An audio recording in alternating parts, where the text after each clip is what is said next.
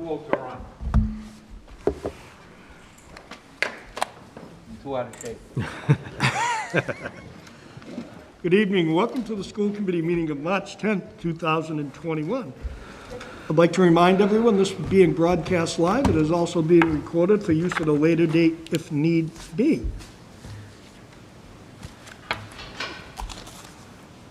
Okay, would you please join me in the Pledge of Allegiance? Pledge of Allegiance to the flag of the United States of America and to the republic for which it stands, one nation, under God, indivisible, with liberty and justice for all. Also, please join me in a moment of silence.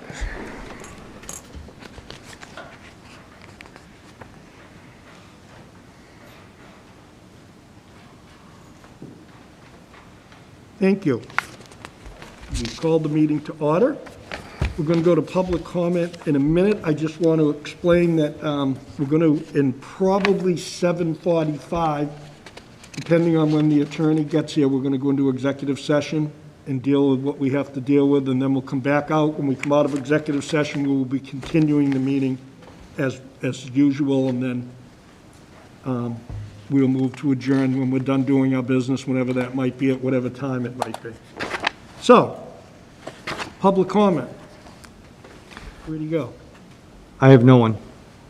No one. No one? No one. Ladies and gentlemen, if you happen to be watching the meeting, we dedicate some time at the beginning of every meeting for you to call in if you happen to have a comment. This is not a question and answer session. It's for people to put comments out to the school committee. You can also contact any of us if you look on the Whitman Hanson website. All of our email addresses are there. Feel free to contact us if you have any comments or concerns. Thank you. Student Advisory Report. Anna Flynn, right behind me.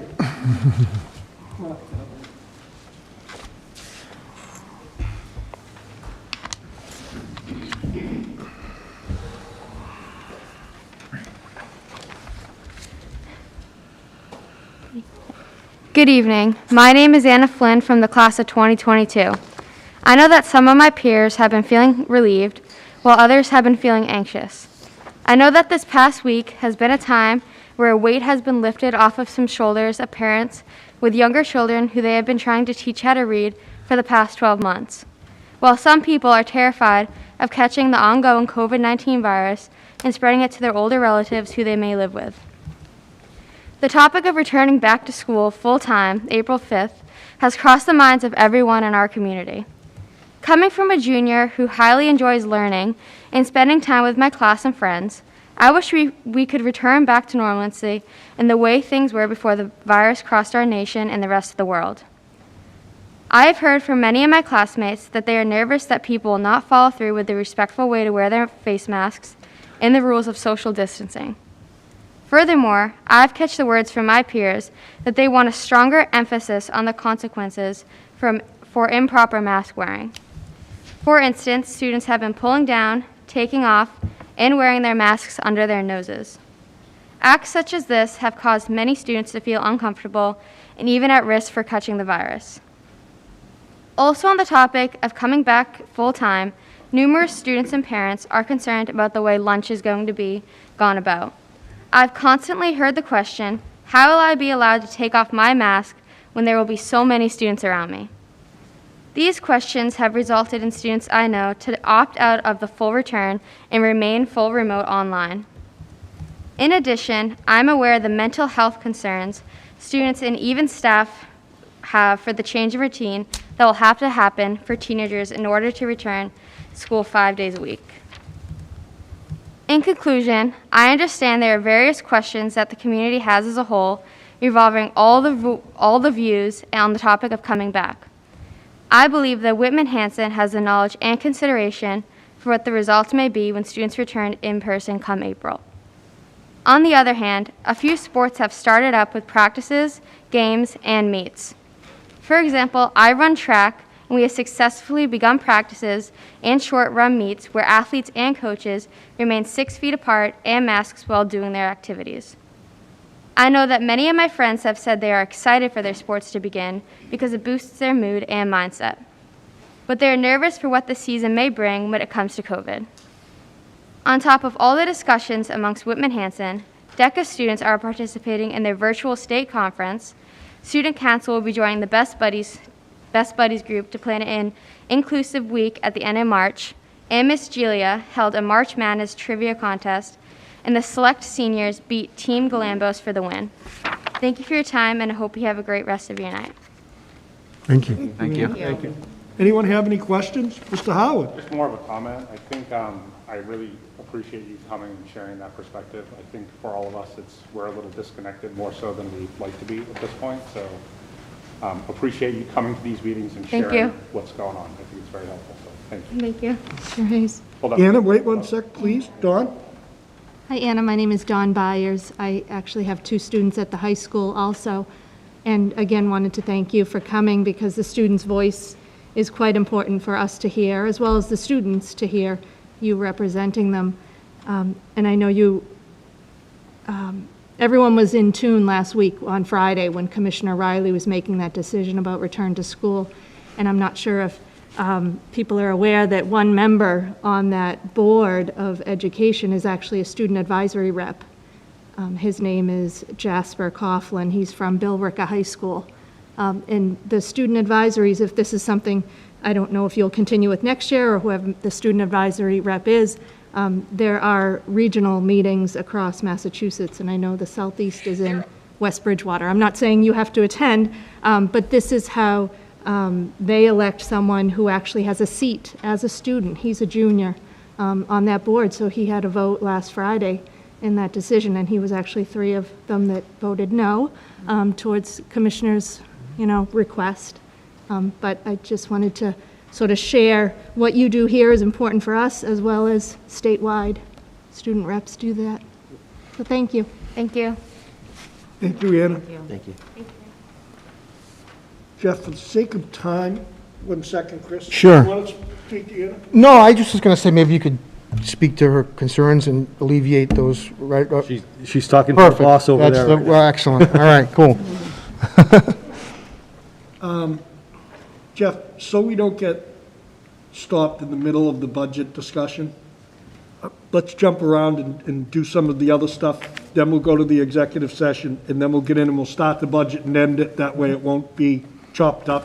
Make sense? Makes sense, yep. Okay, go ahead. So, all right, so it's me, right? All right, so personnel update, just want to give you an idea of where we're at, and I'm going to ask, so we'll go to the Director of Business and Finance. We have scheduled 4 interviews for next week. I would like to have 2 school committee members, if possible, sit on the committee, the committee of John, Jeff, and George. We've scheduled the interviews for next Wednesday afternoon prior to our meeting, and then Thursday, with the goal of bringing the successful finalist or finalists to school committee the 24th or the 31st, wherever we get to, so that we can have somebody on board. We have we had 8 in the pool. We decided to interview 4 as our first step. And then again, I'm looking for, I know Dawn and Fred served last year on Zoom. We would bring these candidates in here. We did set the dates already, and I'll tell you that right now, just for timing's sake for them, 3 and 4 o'clock on Wednesday the 17th, and then 3:30 and 5:15 on Thursday the 18th. If we can't have a committee member, that's okay, because this committee hires that person anyway. They will be interviewing with the entire committee. The school committee representatives in this team don't necessarily have a vote in bringing the candidate forward, because you're serving as committee members, but insight is always beneficial for us. I'd be glad to do it. Chris? I'm happy to do it, but if others want to, that's fine too. Okay, I think we have 2. That'd be great. Yeah, Thanks. yeah. Thanks, Chris, and thanks, Dan. So I'll send you the paper copies prior to, as soon as we get them, and so you can see who they are. Just remember to the committee, everything's confidential till we bring the candidates forward to the entire committee. Jeff, question, so you have 4, I know last year we really only narrowed it down to 2 you felt were qualified for interviews. So we have 8, How- out of the 8-person pool, we felt that 4 deserved an interview out of that. So I'm again, cautiously optimistic we can get this person. If you look on School Spring, on NESDEC, on MASC, people are looking for finance directors all over the place. That's why we're hoping to get this done before the April rush. So appreciate that, Mr. Howard and Mr. Small. Our second search is the Indian Head principal and the Hanson Middle School principal. George and I, let me just start. Bill Tranter, the Hanson Middle School principal, is going to chair the committee at Whitman Middle School, and Karen Downey, the principal of Conley, is going to chair the committee at Indian Head and their search teams. Bill, George, and I met with all the teachers who, separately, in small groups, at Whitman Middle School who wanted to speak to us, and Karen, George, and I met with all the Indian Head teachers in small groups who wanted to speak to us about their thoughts on what a building leader should be, what they're looking for, the strengths of the building, the weaknesses of the building. So we gathered all that information, and out of those conversations, we also put together teams. So I'll just thank these people publicly right now. At Indian Head, the team's going to consist of Karen Bossy, Erica Maynard, Denise Hall, Bobby Niffen, Carly Manter, Darlene Foley, and a parent. And when I say a parent, I'm hosting a Zoom tomorrow for Indian Head and Whitman Middle School in early morning and on Monday evening, so I can get some parent feedback. And I will also ask a parent to represent this on the committee, or represent the parents on the committee. The Whitman Middle School team is Kat Brown, who's their new school psychologist, Jim McClure, Holly Ordway, Holly Haddad, Jessica Tivenin, Taylor DePasqua, and a parent. We've already set the timeline. Next week, they're going to paper screen on the 15th, and then we're going to have interviews on Tuesday the 23rd, Wednesday the 24th, and Thursday the 25th. Hopefully, they will bring candidates forward to do site visits. I'd like to do 2 to 4 site visits, meaning we will send a small team out to see the people in action, and then they will come here and they will see us. The pool in both of those groups are substantial. I am pleasantly blown away by the talent in the pool on paper. We have seated principals from all over the state who have not just jumped around, but they are from all over. We also have internal candidates who have applied. So the pool is very positive, and we're looking for, not sure what, hang on, my colleague is motioning me. As far as both pools, it's just also important to note that there's the depth of quality of candidates also comprises both internal and external qualified candidates. Yeah. So hopefully we can get this done, as we explained to both sets of teacher groups. Ideally, I can have an offer on the table before April vacation to the successful candidate. We can have that wrapped up. I think both schools need a leader, and both faculties gave some tremendous input for us to drive the ship forward. So those are the 3 things that we've got going on personnel-wise. Hopefully we can, again, bring that business manager candidate. I know we're going to meet next week as a committee. I mean, it's a TBD then if we want to meet on the 24th, and I think March has 31 days. But I'd like to bring that business manager candidate to an interview of this team, of this committee, ASAP. Any questions on the personnel pieces? Thank you. Get into student reentry a little bit.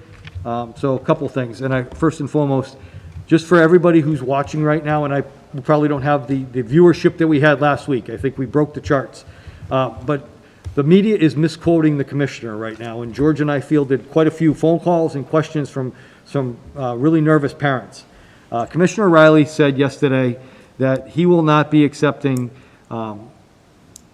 remote learning time or asynchronous learning time from hybrid models or remote models.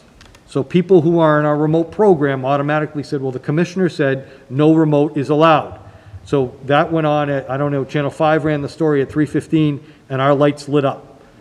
So I came back with the media misrepresented. We have a solid remote program which is acceptable by DESE in our return. On April 5th, As of today, business is closed. All my parents who have wanted to stay remote, stay remote. All my parents who wanted to move from remote to in-person have notified their principals.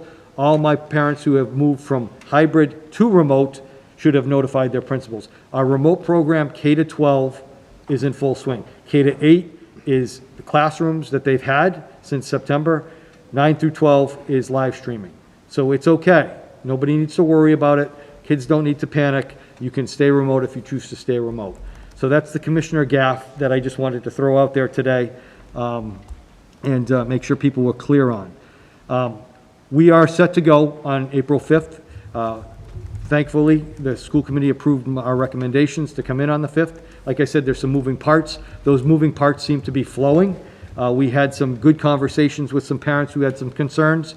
Building principals had some good conversations from parents who had some concerns. Parents followed the request, at least thus far, notifying their principals of who's moving where, so they have a good handle on it. I would also reiterate, we had a transportation deadline today, but if parents still need transportation, please get information out to Karen Villanueva ASAP, because she's starting to redesign the routes so we can come to school on April 5th. George, you want to talk a little bit about furniture and where we're at? So we spent a lot of time last week on challenges, so hopefully we can give you an update. The biggest challenge we were talking about was furniture and desks. So we've solved that issue, because one of the issues we had challenges with was at the Indian Head School, because they had some small tables in some of their classrooms in grades 1, 2, and 3. We were able to purchase some of those desks. They should be in, so that won't be an issue. The biggest challenge we had as far as furniture was the trapezoid tables. Again, we talked about, if you can remember what that looked like back from your geometry days. And as of this morning, we were able to procure 300 desks. We bought them from a company that has them in stock that will be able to bring them in. So those desks, along with the trapezoid configurations based on the numbers that are coming in, will provide safety, and they'll be using, obviously, the mitigation factors, but it will be 3 feet like we talked about, because those desks will be available.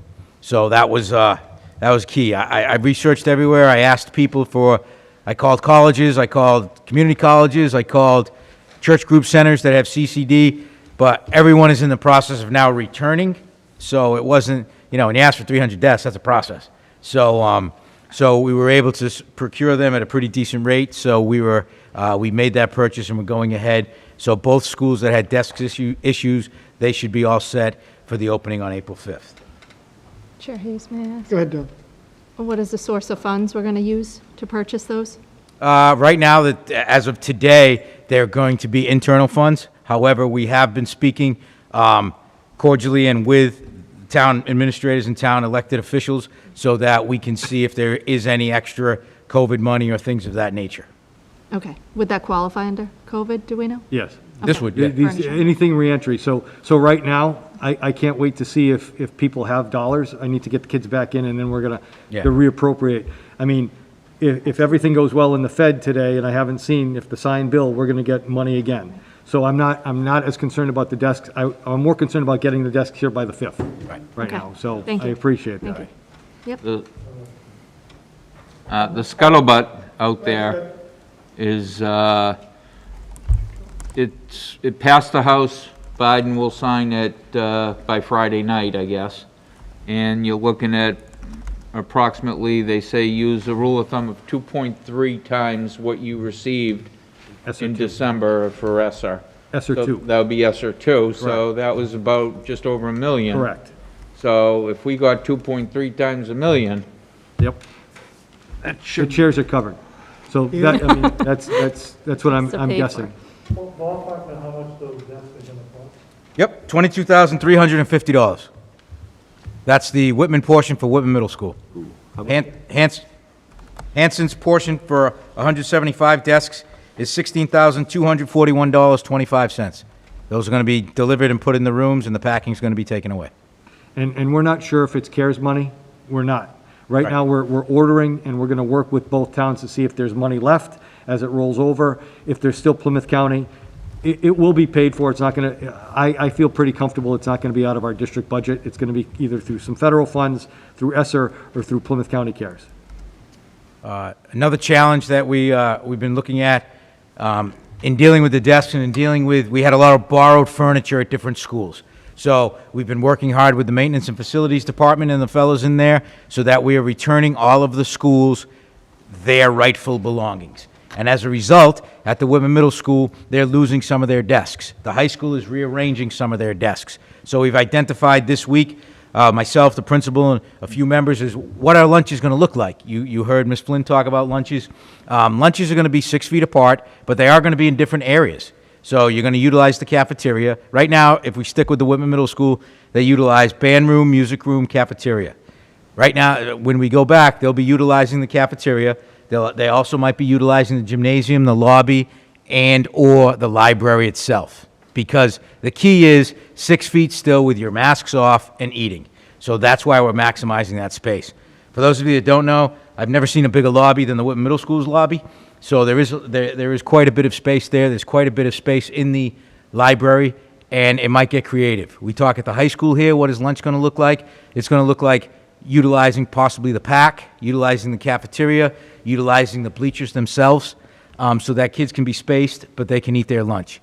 Dividers don't necessarily work when you're talking about a 6-foot barrier, because if you talk about when you have to quarantine, the language doesn't care that there's a plastic divider in the middle of it. It's just that physical space. So really what we're trying to do then is just make sure that everybody's spaced apart. We also, when we talk about snacks, there will be designated areas for snacks for classrooms at the elementary schools so that they know that that's their area when they can socially distant and eat their snacks. So there is going to be movement during the day, but all of those things will be working out. Are there any questions I can answer on that piece? Want to get into Chromebooks? Yep, yeah, actually, so we talked about Chromebooks a little bit last week, and one of the challenges, again, is getting all of our stuff back so it can be used in the classroom, so George will speak to that.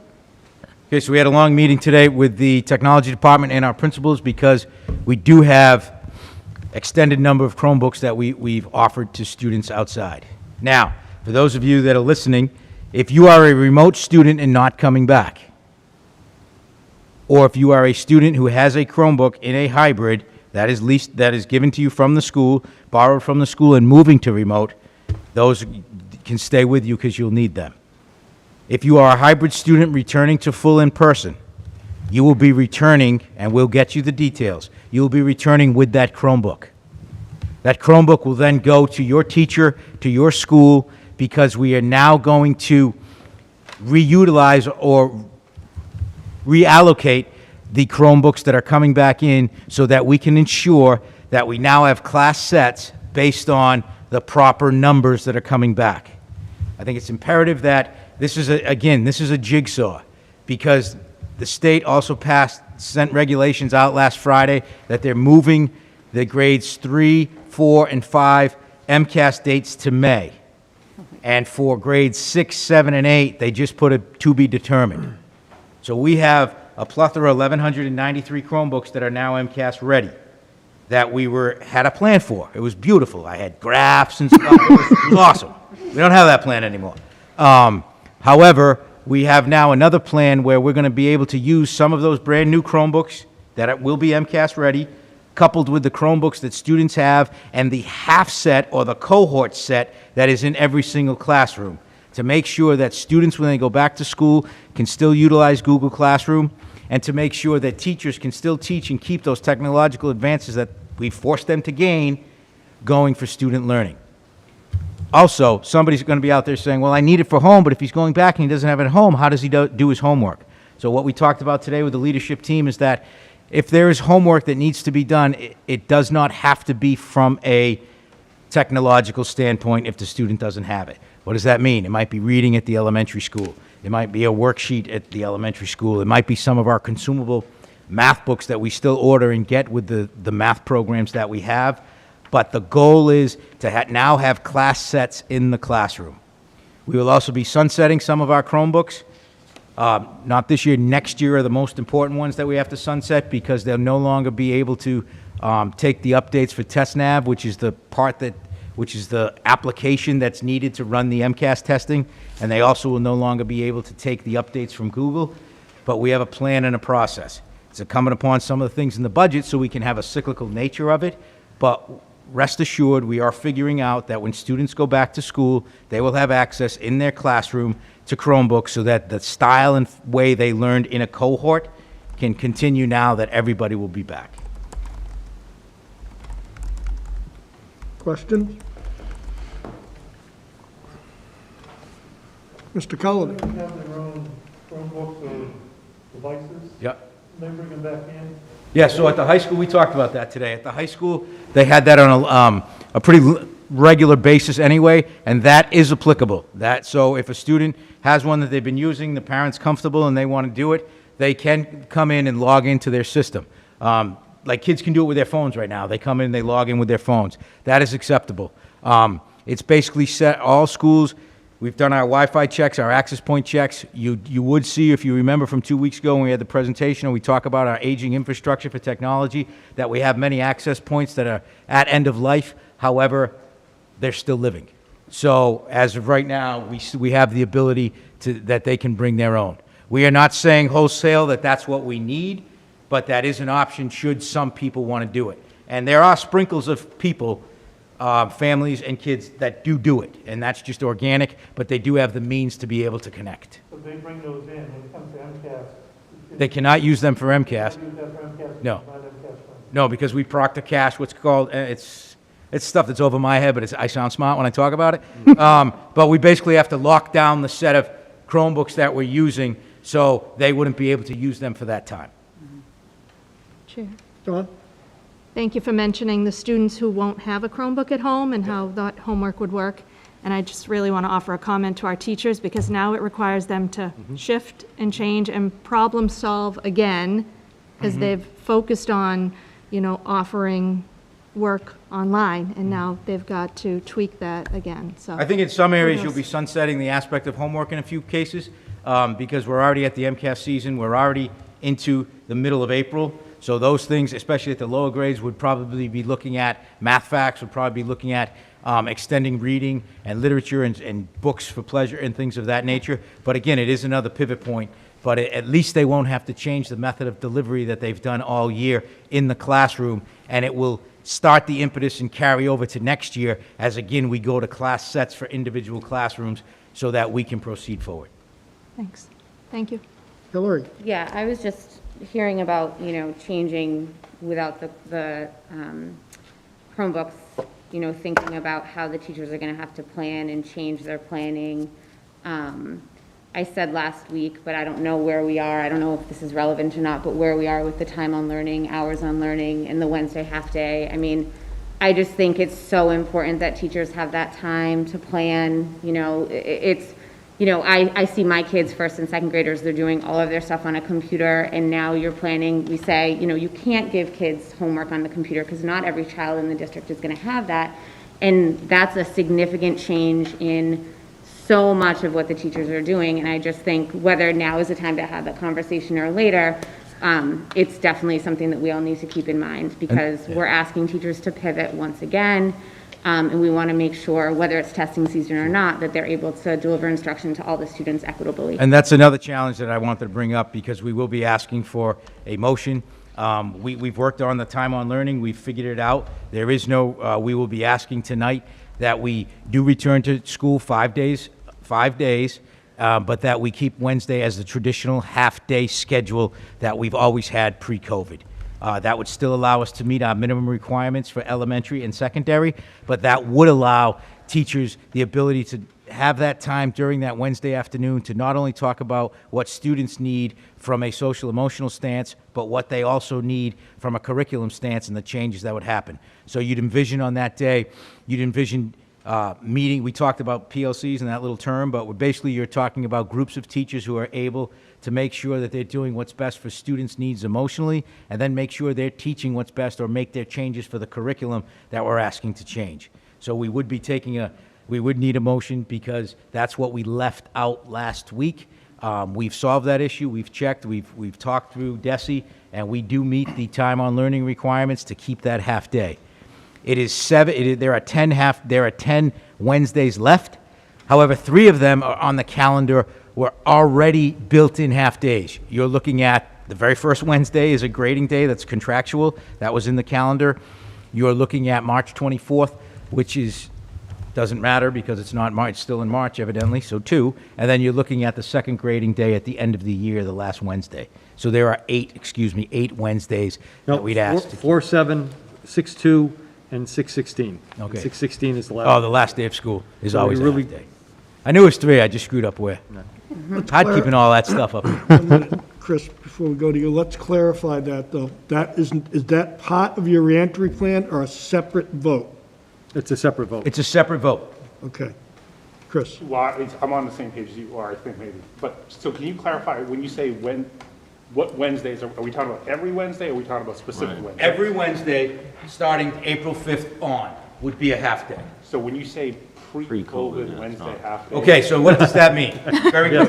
Nice segue. So we had a district policy for busing and for start times and dismissal times in the event of any half day. So those were when we had regular half days, whether it's for grading days or professional development days. That would be the schedule that we have now.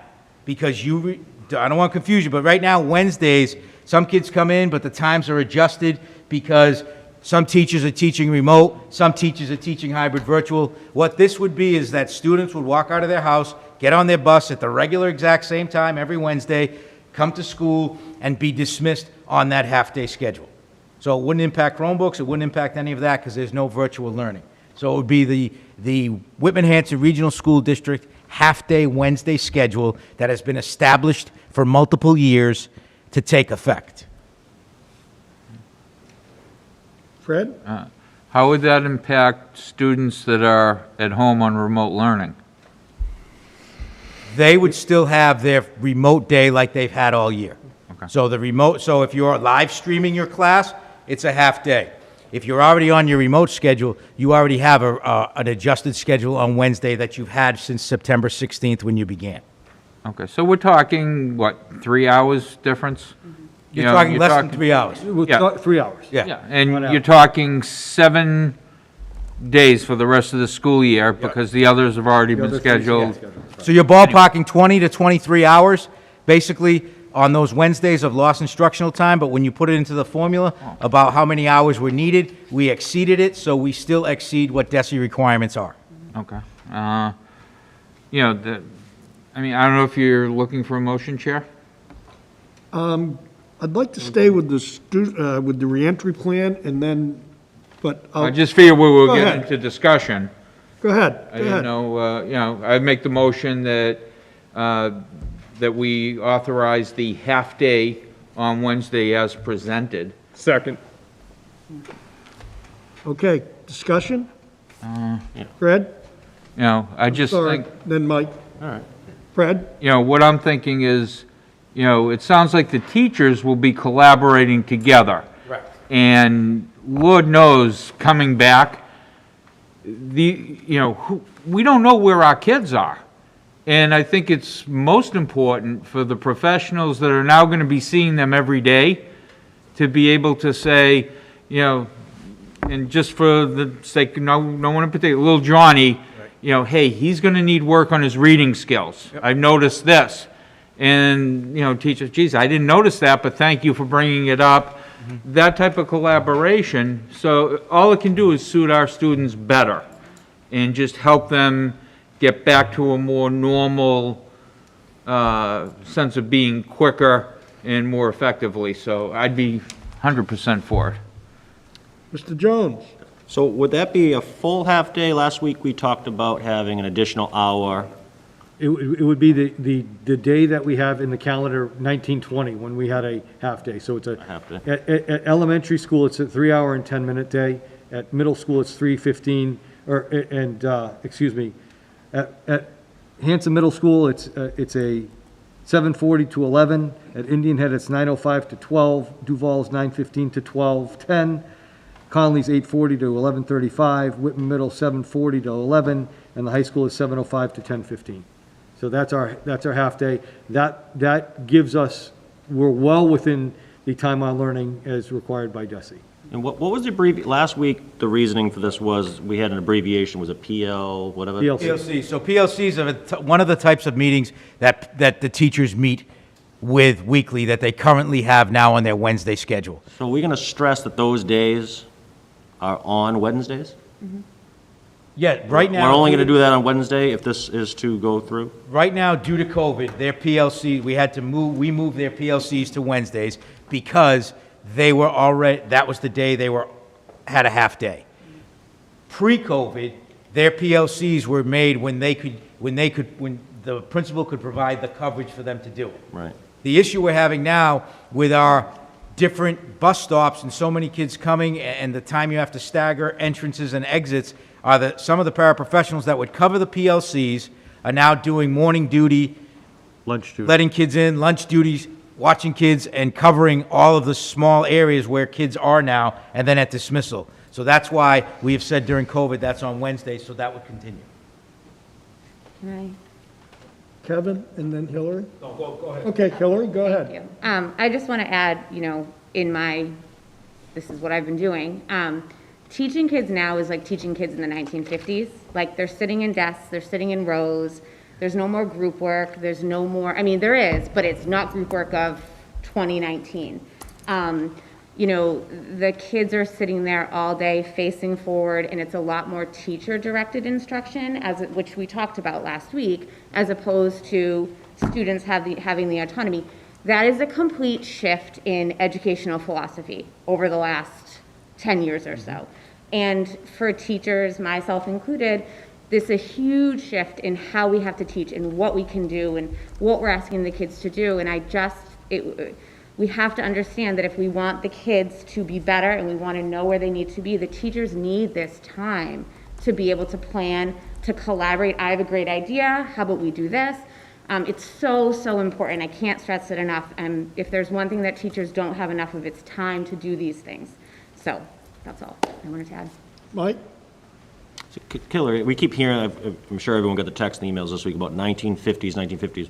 Can you explain why, and I'm not a teacher by any means, why we need a half day now, kids sitting at desks? We keep hearing facing forward, kids sitting at desks. What changed from last year to this year about kids sitting at desks? For me personally, my desk has never ever been rows since I started teaching, ever. My kids are always in groups, in a circle. I teach English, so a lot of it is discussion based. So I would give them something and say, we're going to talk about it. It's harder for students to talk with their masks on now.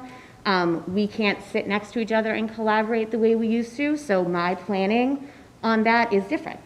In the 1950s, teachers stood in the top front of the room and they instructed to the students, and that is not, if you go and evaluate a teacher and they stand up in front of the room and talk the whole time, they are getting a bad evaluation.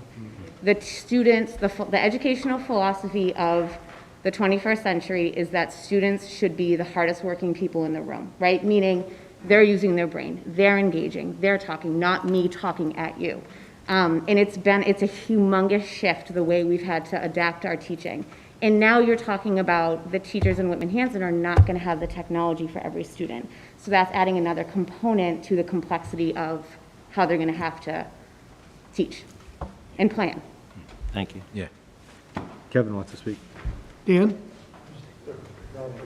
Go ahead, Kevin.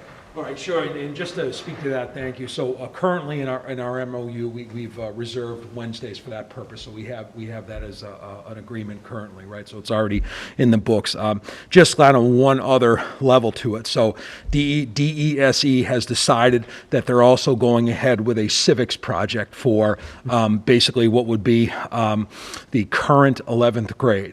So this civics project, which is basically community-based, community service learning. The kids have to plan 6 stages, essentially go out into the community in a, best they can in a COVID style, and do something to better the community, which is awesome. But this is one of those things in addition to everything else thrown on. So now we're in the process of planning. A great deal of our Wednesdays so far have been based on that, in addition to everything from PLCs, common planning time, IEP meetings, etc. So certainly the Wednesdays are invaluable, and we need to keep them there. But it's more and more stuff coming forward, nothing coming off the plate. So that would be hopefully one of the reasons to keep it.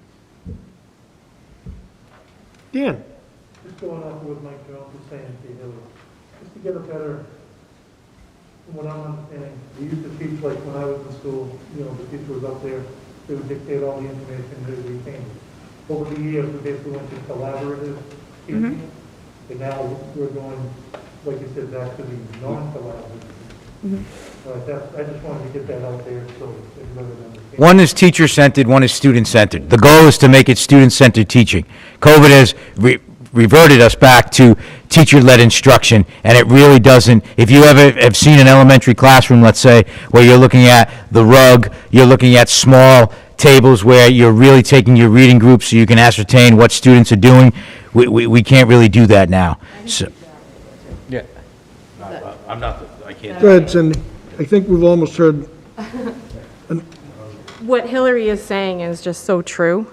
I have not taught like this in years since I've been here. Typically, kids are up on the floor, all corners of the room, collaborating with each other, talking with each other, using math language that's come out of the program, all kinds of invaluable learning. And it's so different now. I'm up there all the time and not facilitating.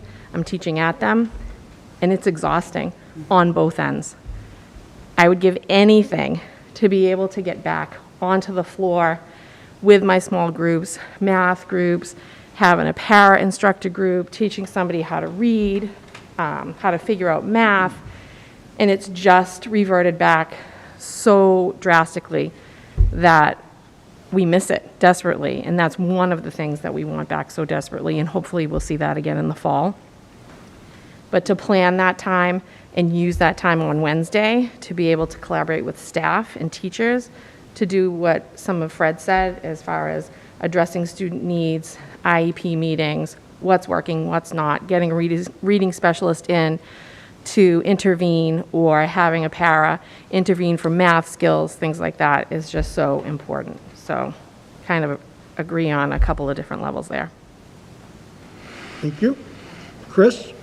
Yeah, so, I mean, I started with the thought of, I really would like to see the students in the schools 5 full days, but that is a uneducated view, so to speak, because there's a whole bunch of educators and leaders that do this for a living. So, you know, I'm looking at it from the perspective of these kids haven't been in school, right? And by my count, there is 11 Wednesdays between when we start in April until when we're done. But I also think, you know, this is where I'll support what the leadership team and the teachers think are best for kids. But I do kind of feel the struggle with having those kids in the classroom. So if what we're saying is on those Wednesday afternoons, the teachers are in the classroom and they're figuring out how to deliver what they need to for kids, I can live with that. But for me, I guess it was a little bit of a struggle with, we're finally getting kids in school, and I was looking at it through the lens of, man, it would be nice to actually get them back and use that half day to have them in school, which they've been missing so long. What I'm hearing is that's nice wishful thinking, Chris, but it's not going to be effective. So I guess I appreciate the comments from the folks and helping me understand that, because I think some folks are going to just look at it as, why aren't they in school that half day Wednesday? They haven't been in school. So hopeful feedback from everyone, I guess. Not even on that Wednesday piece, but we talk about social emotional learning for kids. I think kids are gonna be tired when they come back, because they're in a routine and they're changing that. So off the Wednesday aside, that first couple weeks when kids are in, they're gonna need April vacation to process down, because a lot of our kids have, I don't wanna say slept in, but they haven't had a 6-hour day of structure a lot. And for a first grader through a 12th grader, that's a change. So we're all, and I'm gung-ho, I think it's great we're coming back in, but that's gonna be a shift for them. And they might not catch up. We all, as educators and kids, you get your September legs. By December, you got your legs under you. But the first 3 or 4 weeks of school, you're tired. So this is just a thing for kids too, that Wednesday might be a nice break for them as we transition. Sorry. Go ahead, Cindy, and then we're gonna move to the vote. I know. So I live it every day. So there are kids falling asleep in class now, and they're only there 2 days a week. They're exhausted. And then there are kids that want to come back, and there are kids that are afraid to come back. And we need that Wednesday to collaborate with adjustment counselors, things like that. And it's a worry. I'm not quite sure how I'm going to address that with some of the kids who have approached me and said, Mrs. McGann, I don't know what I'm going to do to come back, and it hurts my heart. And I tell them, we'll figure it out. Everybody's going to continue to be safe. So it's hard. It's a hard decision. Anyone else before we move to the vote? Everyone understand Mr. Small's motion? Any further questions? Mike? So just to be 100%, so everyone knows, so the kids have a half a day, but the teachers will be in school per their contract? Yes. Yes. No excuse, no, this is how it is. 7-hour day. So every day a teacher's in for 7 hours. They'll be in 7 hours on Wednesday also. And that's what half days look like anyway. Yeah. Thank you. Okay, anyone else? All those in favor? Opposed? I'm going to abstain. My daughter's a teacher in this district, and this might be considered as a contractual change, so I will abstain. Next, 901. Not a change, still the MOU. Yeah, true. Yeah. So thank you. I think we're good. On any questions on reentry so far as we move through it? We're coming April 1st or April 5th? Yes. No, I just want to make a comment for the parents out there. Probably like a police, if your kid isn't going to use a bus, contact the transportation, get them off, because it's sad seeing the buses empty with all the children on, and make them better scheduled, and make it easier for the school systems as they're coming in, so we don't have different time zones coming in here and delaying school. So if you can, if you know your child isn't going to be riding a bus, call in and cancel the bus. And I would like to commend the parent piece of following directions has been great, actually, since last week to this week. And it's been clear, it's been concise. There's been a couple of questions based on what came out with the commissioner yesterday, but it has been good, so kudos to those families. And they did receive another email blast today, if you will, from the Transportation Department to just make sure if they haven't done it or if there is a change in your busing, how to do that and who to contact. Jeff, have you finished your reentry plan? Yes, I mean, we spoke about coming in, and we just made this adjustment today. So yeah, our reentry is good. I'd entertain a motion to accept the reentry plan that you heard the superintendent and the assistant superintendent speak of for the last 15 to 20 minutes. Mr. Small will make that motion. Seconded. Mr. Boyce? Discussion. Mr. Small? Could we hear just a little bit more? Are there any items that are not 100% solid? And I know it's going to be a fluid situation, a living document. Lunches, per se? That's still fluid, building specific. So Okay. it's been working on, since last Wednesday, we've been working on it. As details come out, now that the principals have an idea of how many kids are going to come back, because today was the deadline, that's when they can start working on space for everything, for their recesses, for their lunches, who's going to be covering that. Just know that we're following all state guidelines as far as what's been recommended, 3 versus 6. We're still, what was the language we used, like striving for, aiming for 6, settling for 3. I think that was the language we used last week. And distance, all non-masked areas will be at least 6 feet, if not more. We're going to utilize outdoors as much as possible. The big cog last week was the traps that we've talked about, the desks, and the transportation to make sure people were comfortable on the bus. I think we're good with social distancing and close contacts. Lisa Topin explained our process. We will still follow our procedures. As I speak to that right now, my daughter is in quarantine from Pembroke. Her class all went out today because of a student from last week. So she will be in quarantine until Sunday. Our process, I will tout Lisa Tobin, our process is much better because we will still go to that social distancing 3 feet, that bubble that we have. Other than that, I can't think of anything else that's fluid. Is it a follow-up, Fred? Just one quick thing, and more important for the younger kids. Guys, we're going to try and make it fun at the same time. You know, you're going to get to see your friends. We're going to try and make it fun for you, too. So nothing to be afraid of or worried about. It's going to be a good time. Chris? I'm just not sure what we're voting on. I thought we voted on the reentry plan last week. We voted, if you want to take parts of that, we voted on a date last week. Yep. We voted on the adjustment, because I didn't put the half-day in the schedule. Right. But if you want to vote it all as presented last week now, you have the date that was important for me. We set a timeline for parents to respond. We set the calendar per se. If you want to approve the whole thing, that's okay as well. Don? A couple things. Can you repeat for the full remote families that they can still stay full remote? I just want to make that clear again. Yes. So just what Dawn said, if you're full remote now, you're set. Your kindergarten, first, second, third, fourth, fifth, sixth, seventh, eighth, you're with your teachers. If you're 9 through 12, you're live streaming. You're solid. Okay. Also, 6 through 12, we'll just have to make sure we have the specific numbers that are solid. But 6 through 12 will still also live stream. Okay. And with the new transportation for all students coming back, there may be bus number changes, so if Potentially, we yeah. can, to be announced, when those will be uploaded to the portal, or when families may know that there may be a bus I number? don't have a timeline for that yet. Right, don't have a timeline, but it will be coming, right? Because some Yes. people may have a bus Yeah. change? Yeah. Karen Villanueva Transportation's been working on the various scenarios. She keeps putting all of the parents that have asked into the new bus configurations, and she's also leaving sort of a little buffer, but those will be forthcoming as soon as she's ready. Okay, last one, cleaning, as far as, in the fall, we were very, are we still doing the same cleaning that we were in the fall? What's the status of that? Yes. Because we know it's not really on touch service, although. touch So I service believe is- we're going to still follow the same, the same pattern now with just every day, Okay, okay. Chris? So I'll do whatever these guys want us to do. If we're going to vote the plan as presented, that's fine, but it's the plan as presented. So if you change anything, you need to bring it back, and we need to vote it again. So I believe the plan had trapezoid tables.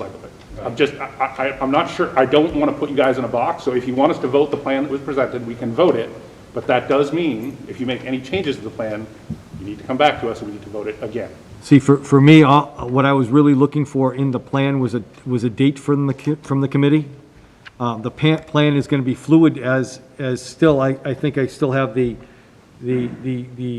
guise of COVID-related. If we go into April and we're here and we need to make a change to it, we can.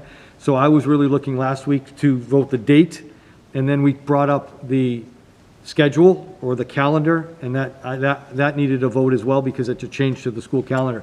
So I'm very okay with an open plan as we go, because the committee needed to affirm a date that we were coming back. The commissioner kind of took that away on Friday for you, for elementary, and then on middle is April 27th. High school's to be determined, but you as a committee affirmed we were all coming back on the 5th. I'm very solid with that. I'm also very solid with the vote today. I think we're good.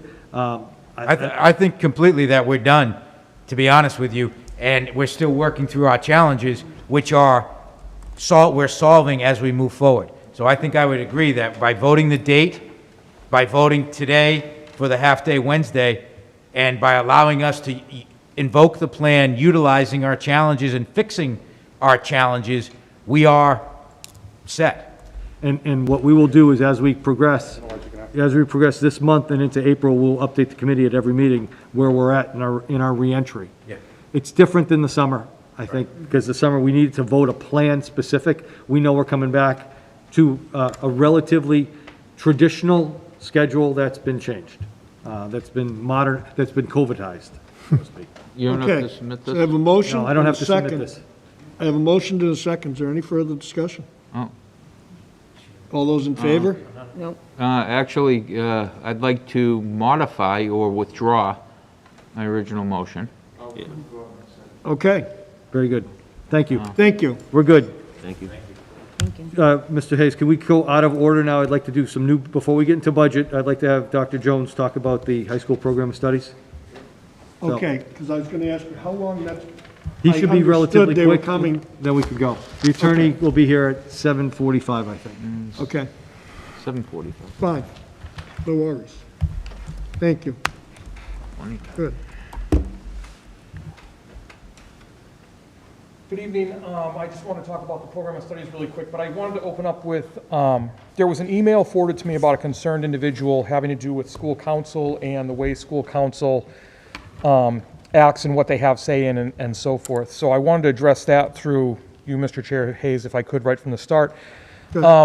We've had a couple school council meetings, 2 to be exact, and typically, yes, the school council does weigh in on program of study changes, and we meet as needed or as deemed necessary, but the changes in this program of studies are so minute because of the year that we're going through and what we're looking forward next year, that it really wasn't something that strayed from what we believe or what our mission is or our values as the high school. So we felt confident in moving forward with the advice of the whole leadership team, all the curriculum coordinators, the whole administrative staff, on these things that I've put forward in front of you today. So I did just want to be transparent and say that the school council has not had full input on this, and there was not a vote to pass it or anything like that, like you see with the school handbook and so forth.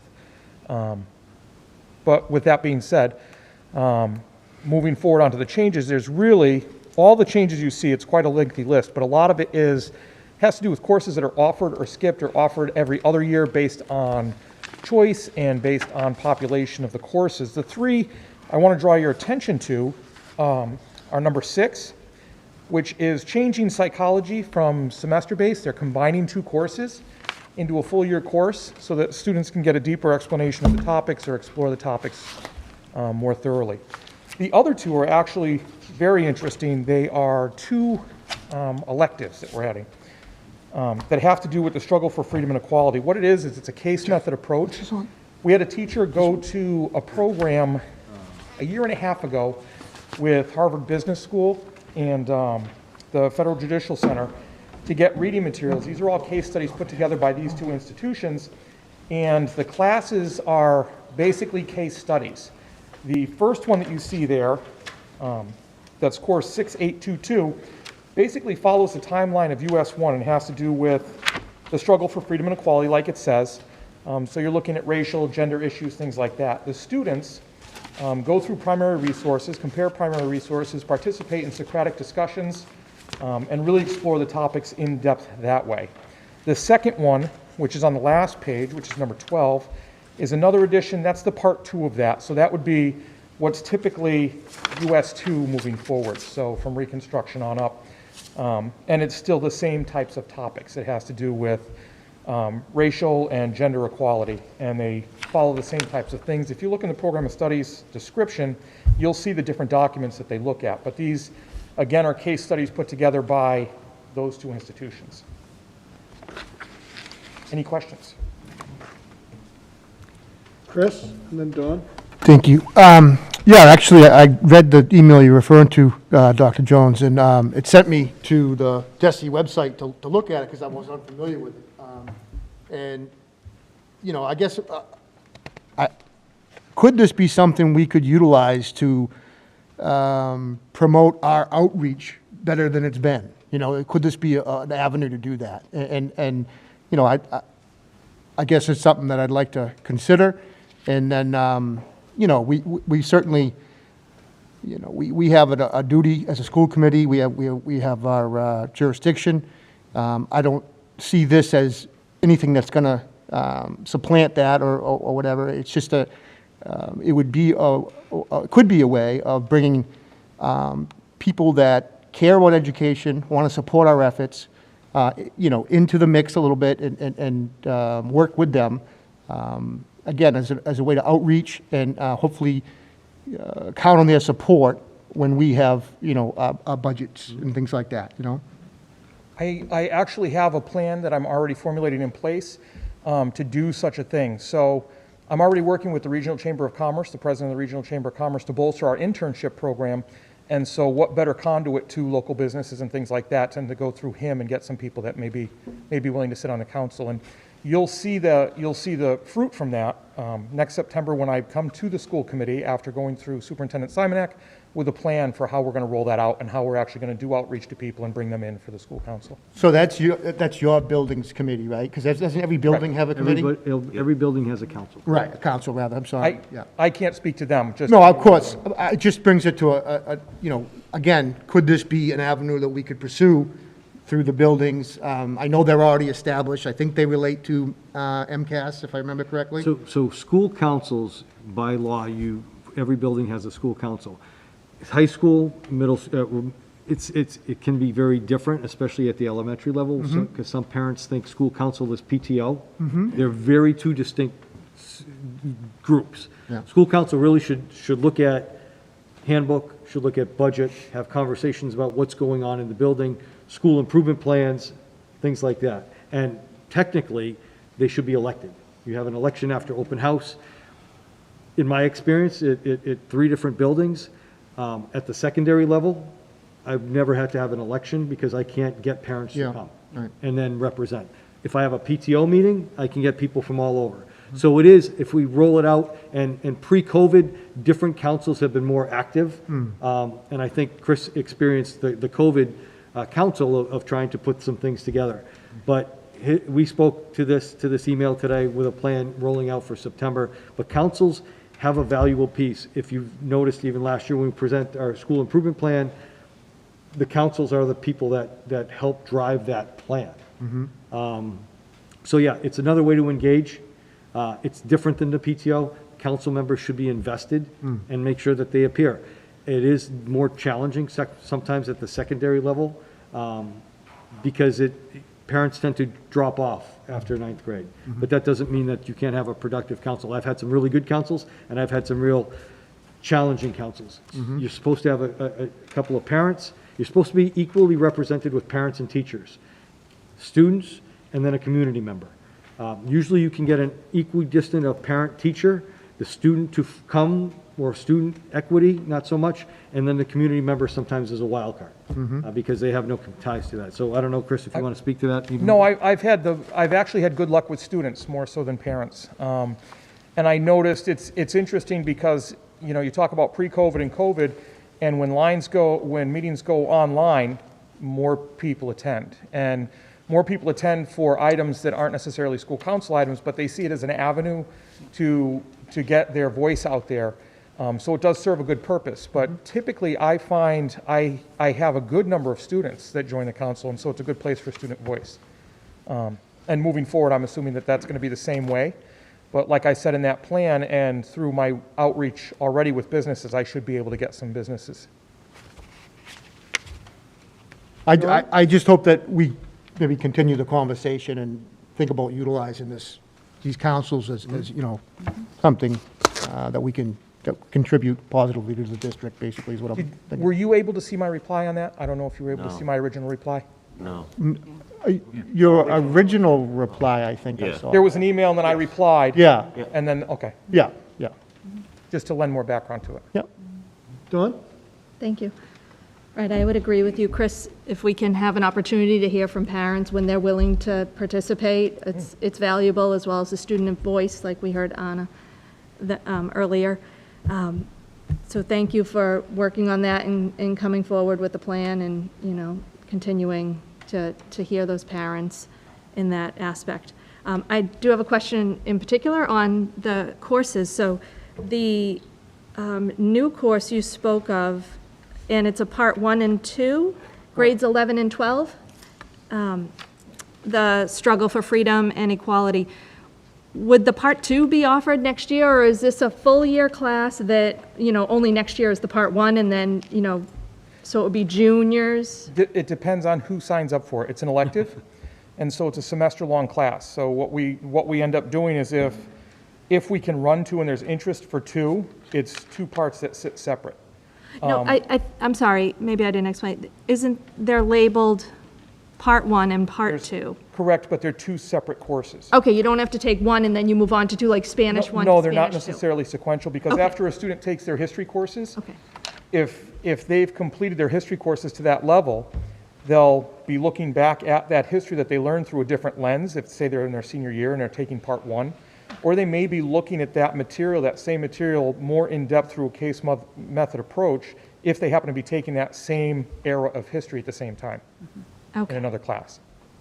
okay. And then question on, number 1 says computer literacy graduation requirement change from 6 credits to 4. Yes.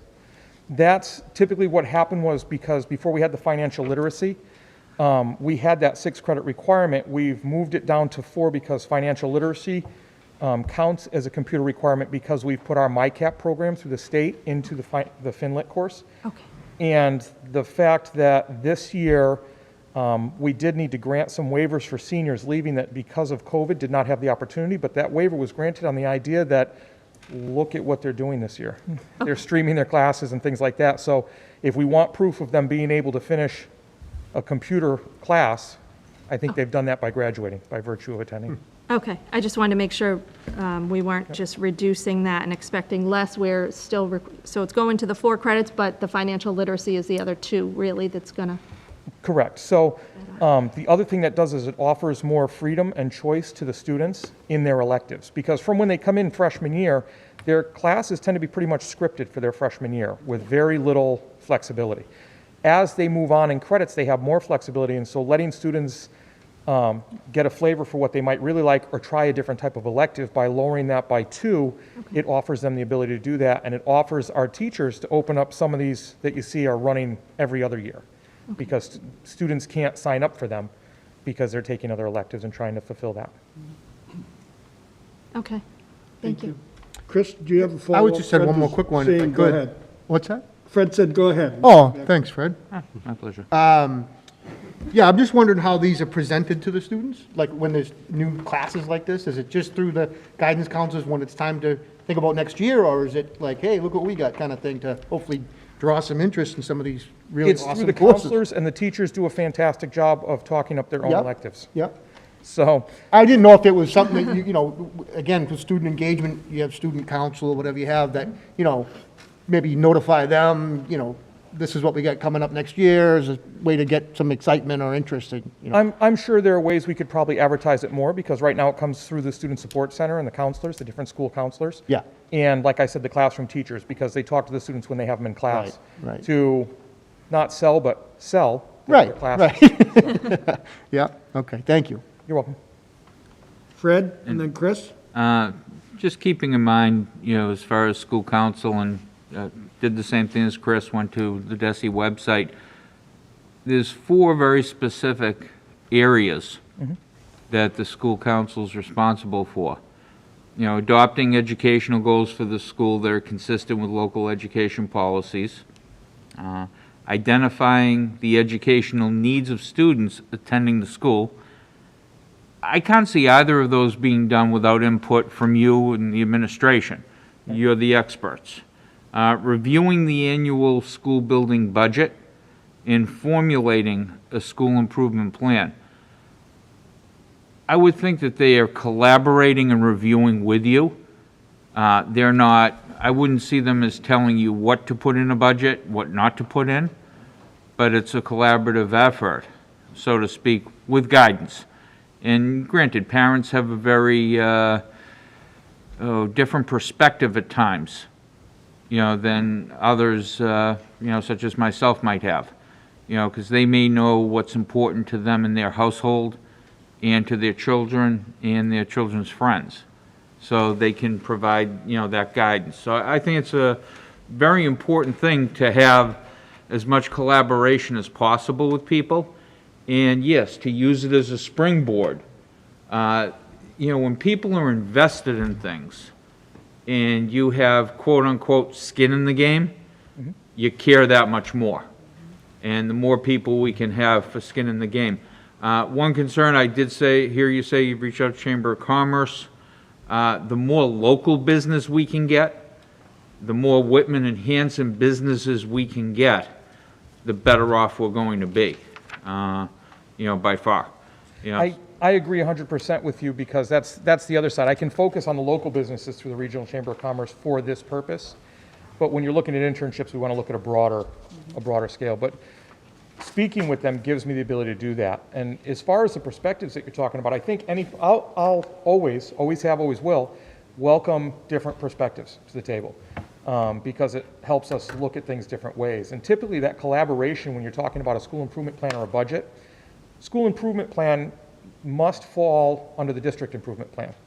And the school improvement plan also, especially with the new NEASC standards, has to fall where they approve it. So NEASC actually has to approve our school improvement plan moving forward for accreditation. So that's kind of it's kind of a narrow view, but that different perspectives help. And in the budget, it's not like we say, well, we want, I don't know, $80,000 extra dollars at the school council. What we do is we look at what money we're likely to have and what moves moving into the future that we could do, and then it's a discussion about that between choices and things like that. And, yeah, and the more, as I said, the more collaboration. No, absolutely. I agree with you. With guidance, the better. The Judicial Center. Yes. That are the ones that provide these courses. I take it they provide them without cost. Say again? They provide them without cost to the district? Yeah, she went to professional development, and it was a workshop series, and so now she's in with Harvard Business Center and the Judicial Center. My big question is, and I see, different types of racial equality and gender equality. I don't see religious equality and anything to do with religion and discrimination due to religion in here. And that's something that's a little bit near and dear to my heart, and just feel like, not for me to tell anyone what to do for classes and courses, but I'm very disappointed that something like that isn't involved with there. And I couldn't find anything on the Judicial Center as far as what they offer, for us for classes, but I would think that might be appropriate too. I took a note, I'll definitely bring that up. These case studies are packaged and given to us, given to the teacher, because it's a lot of work to cull through it and get the different things and get the different resources. So where we sit now, this particular teacher is receiving these materials from them as a packet. I believe if you continue to get different ones and more, then you might run into a dollar amount. But for now, this is what she has, and she's also been talking about the possibility of looking at some others, because moving your classroom instruction to this, we were just talking about classroom instruction earlier, moving it to more of a case method approach is beneficial. Oh, absolutely. The idea of you being can able to collaborate, access you materials. can, Right. You get the differing opinions, and, I think it's a very, very good thing for a high school student to go through. It's part of life once you get over it too, so, I do commend you for that, for sure, so, that's about all. Chris? Yeah, so briefly, so thank you for addressing the email, because I think a number of us got that. Okay. I know from an agenda standpoint that we really are on courses of study, but at the same time, I think the points made by Don, Chris, Fred around an opportunity for engagement are valid. I don't know what I don't know, so I wonder if this is one of these things that DESE put forth and said you need to do, and I'm not sure how much value comes out of them if you can't even get people to show up either. So to me, there's a deeper conversation we should probably have around school councils. I would like to maybe see if we could add that to an agenda, have a conversation, maybe include the principals. Are they getting value out of it? Is this something we can use? If it's something where DESE put a regulation in place and you can't get anyone to show up and it's taking time and energy, then we should probably be going back to DESE and being like, hey, can we change the reg? Because we can't even get anyone to participate. At the same time, like these folks articulated, Fred, I can't agree with you more. If you can get someone to come in and start to talk about a budget and they feel engaged, this is going to solve some of the problems where we can't get people to come out and vote to support the school. But of course, they're going to be engaged. So, but I agree with you, and I don't mean to cut you off. I think we need to have a deeper conversation. Right, but I would say that the vehicle for the budget discussions and the vehicle to really get parents out and impact school change is through your PTO or your PAC. Because you can bring out, I would have both meetings when I was a principal. I would have no one at the first meeting, which was the School Improvement Council, but I would have 35 people at the PAC. So it became on some nights and even some years that I almost combined them, because that is the tangible thing that affects their child at that time. And as far as, so I would think that there is a better way. We should have discussions on how to make sure our PTOs and our PACs are more vital, and our school improvement councils, to cover the tenets of the law, because we have to do that, because DESE said, but then also to make sure we can engage as many parents as we can. And usually it's the parents who want to be there and have an interest or have a question come through your PTOs or your PACs as opposed to your school improvement councils. Can I follow up on that, Bob, before we move? Keep going. So just real quick, so agree, right? And that's my point is, if, this is why I think it warrants a deeper discussion, because all these things take time and energy. Sure. And so if you guys are sitting and having a meeting here, and you're like, no one's coming to this meeting, I'd much rather have a PTO, then again, there's no reason we can't lobby to say, hey, can we change the regulation so it's either a school council or a PAC or PTO? If that's the intent, great, because otherwise you guys are just running around, you know, checking boxes for the sake of doing it. So that, I think there should be a deeper conversation, because I think there's something. Fred, a follow-up, Yeah. and then Hillary, and we've got to keep moving. Yeah, no, I'll be very, very quick. I agree 100% with you, Chris. It's a mass general law, not even a DESI reg. I mean, you know, it's against the law to, I think, you know, have tomatoes in your clam chowder still, too. You know, but, That's Manhattan. Hillary? I'm going to go to my experience again. So I'm on the school council at my school, and it's the exact, like, I'm on it, and I've been on it for 5 or 6 years because nobody else will volunteer as an educator, and we can't get parents to go. And the way that I look at the school council is it's more an advisory board. Like, I think we're thinking, you all are thinking of it as parents can go and they can voice their opinion and they can say, oh, I want to do this and I want to do that, and that's not really how it is necessarily. The district comes with a school improvement plan. The principal says, here's a school improvement plan. What are the strengths? What are the weaknesses? With the program of studies, the principal might come and say, here are some courses, or here are things we're thinking. The handbook's really the big one that we look at and make the suggestions, but ultimately, anything that the school council does, the school committee are the ones who have the final say in how it's going. So I don't know that the school council is necessarily the place. I totally agree that this is part of the engagement thing, but I think that PTO is a better way to engage parents. I think school council, they don't discuss the things that they want to discuss necessarily, in my experience. Dawn? I think we should remember the reason this conversation came up is because we do have a parent who wants to be involved. So, number one, we do. And while I agree, a parent can't come in and say, hey, I want to add $80,000 to the high school budget because I want this. However, they may have a voice in how those dollars are allocated. And maybe they look at it and say, look, I'm looking at program studies. I see all these guitar classes. Could we have a keyboarding? You know, maybe some kids are interested in keyboarding and you just got intro to guitar. Maybe we can have intro to keyboarding. Is that possible? So just that's where I see this opportunity and the role of that. So with one last question on specifically, it says painting modern art will not run because it runs every other year, and the art workshop will not run, and it's typically every other year. So 2 art classes not running next year, a decision behind that, and maybe what's in place of that? Are we adding anything? No, we're not adding anything but our other art classes. We have a lot of art classes that we can offer, everywhere from comic stripping to all the way up to your art workshop. A lot of times your art workshop is building portfolios and things like that. So that decision is made based on students that are in the queue, so to speak, for like an art workshop that would be ready to put portfolios together to go out, and what they have coming up. And again, numbers of students that are interested in those courses. Okay, I just don't want to shortchange any students. Are there other painting opportunities? There are. There's a wide range of other art classes that students can get involved in. Okay, thank you. One more, and then we're going to move to the vote. Go ahead. If a student were queued to take any of these courses that aren't running, if they had an interest in it, do you offer independent studies for students at the high school where they could do it during a study hall and work with the teacher? Is that an option that they might have? That would depend on the type of course and the teacher's availability to do so based on teacher load. Have you ever done it in the past? Is it? I haven't done it since I've been here. We have, for students like that can't fill something and really don't want something, we also have a service course that we offer where the students either work out of the main office or the Student Support Center to help out individuals in there, so. Okay. But I can just add, there is something in the program of studies for independent study.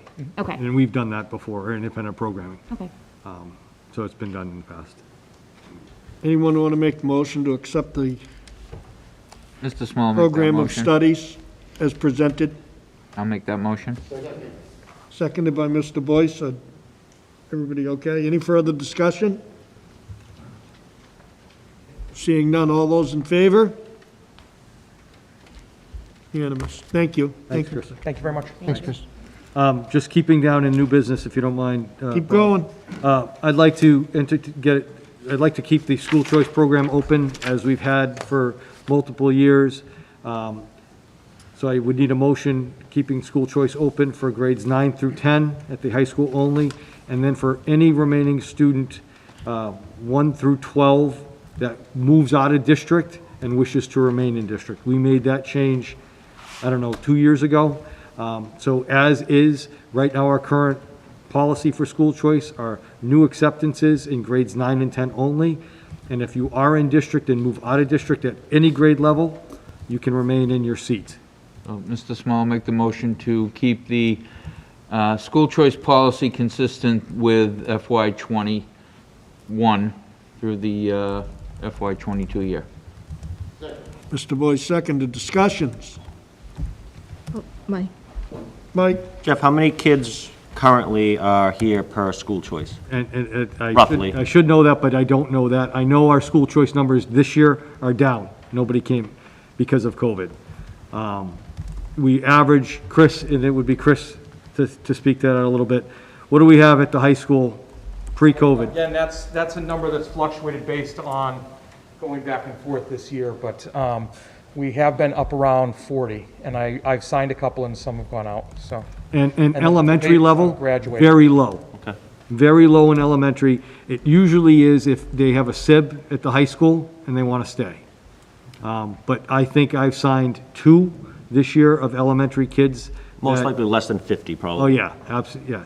And the high school, again, if you look, and when we get into the line by line a little later, we're losing kids to choice as well. So it used to be a revenue booster for us. Right now it's a break-even boost. We're trying to break even. Any, Dawn, then Chris? I'm good. My question was answered. Okay. If we can just see those numbers in a future meeting of the revenue for, Well, the revenues in the students line coming item. in. You'll see the revenues in the line item for choice. There's actually a revenue line item. I just don't know the numbers of kids specific. Okay, but I think I'd like to see, maybe even a 5-year history of the revenue we used to get and how it's declining. Okay. And it's becoming more of an operating expense almost. Or it could be. Where is it gonna, when did the scales tip as far Oh, as? meaning kids going out versus? Yeah, comparing the cost of students leaving and going to choice at other schools versus those students coming in. Okay. If So we can let me just see- clarify. We don't have an option to, if a kid wants to go school choice, that's not our choice. So out in public, if we open a school choice, that doesn't mean we open to have kids go. We're opening to students coming in, and it's strictly revenue for us. Our students have always had the option to go anywhere else. And it has fluctuated, and I am seeing more over the years, students going to Bridgewater, Raynham, or Tecca. We don't, and I'll go back to, we've lost kids to Rockland in the past, in kindergarten. So that's where our numbers have gone. But we can absolutely do something on numbers in the future. Okay, Choice. thank you. Chris, you I'm all all set? set, thank you. Hillary? When you say the 40, like up around 40 at the high school, is that students coming into the high school, that number of students? I would have to go to Chris again. I would say yes. Again, this is a challenging year because Yeah. we really had 0. But we average between 10 and 12 freshmen a year that come in. And if they stay, that's 40. But we tend to get kids, especially juniors and seniors who move out of town, to stay. So I would guess that we have about 40 new kids that rotate in. So 10, 10, 10. Yep. So it's 40 non-Whitman Hanson residents will be in the building at a given time. And then we keep, and I'm happy to say, people want to stay in our district. So they want to stay at the high school and finish their experience here because it's a good experience. And it usually is around between 45, 50, 55, depending on the year. Okay, so if we say kids from other districts can come here, when you speak to kids at Whitman Hanson leaving, they have that opportunity to go somewhere else, or Voc is out of this? This is not? Yeah, this is not a vocational piece. This is that Jeff's a Hanson resident and his daughter Erin is going to go to East Bridgewater because East Bridgewater school choice, she goes. Okay, We have no say in that. Right. We just get a bill. I get a bill from the superintendent, Liz Legault, Yep. for $5,000, $7,500, $11,000, depending on the need of the student. The only thing we as a district, as a choice district, we don't encumber if a special education student is a choice student here and they end up going out of district, the home district pays for that. Yep. But we get more revenue if we provide more services for that student. And now a student from Whitman Hanson can't pick any district in the Commonwealth to go to. It's got to be another choice district. It's got to be a choice district, and you will see in the past 10 years, more and more districts have opened to choice. Along the South Shore Belt, along the coast, it's specific, less, but as you move past Norwell inland, you have your Abingtons, your Rocklands, your Whitman Hansons, your East Bridgewaters, your Bridgewater Raynhams, your West Bridgewaters. If you go on the Cape is all choice, and the North Shore is all choice. Thank you. Fred? And I'm just going to go over some facts to make sure that we all understand them correctly. School choice doesn't cost us. We've limited the amount of new arrivals. We keep the amount of students, by doing so, the amount of students is a reasonable number, and they matriculate into already existing classes. So they're not a quote-unquote expense that you have to hire a new teacher, hire an extra para. They're matriculating into something that's already existing. That's correct. Where we don't take anyone from being a young student, you know, that the, how do I say it, the enrollment figures don't end up getting clogged and expanded upon, that it becomes the fact that we have to start hiring people. So this is generally it generated revenue up until the COVID year. It started shifting a couple years back. So when I brought choice in here in 11-12, we didn't have a lot of students exiting out, and there weren't a lot of schools that took choice. We brought choice in here, and I will say that first couple years, we were actually able to hire staff based on choice.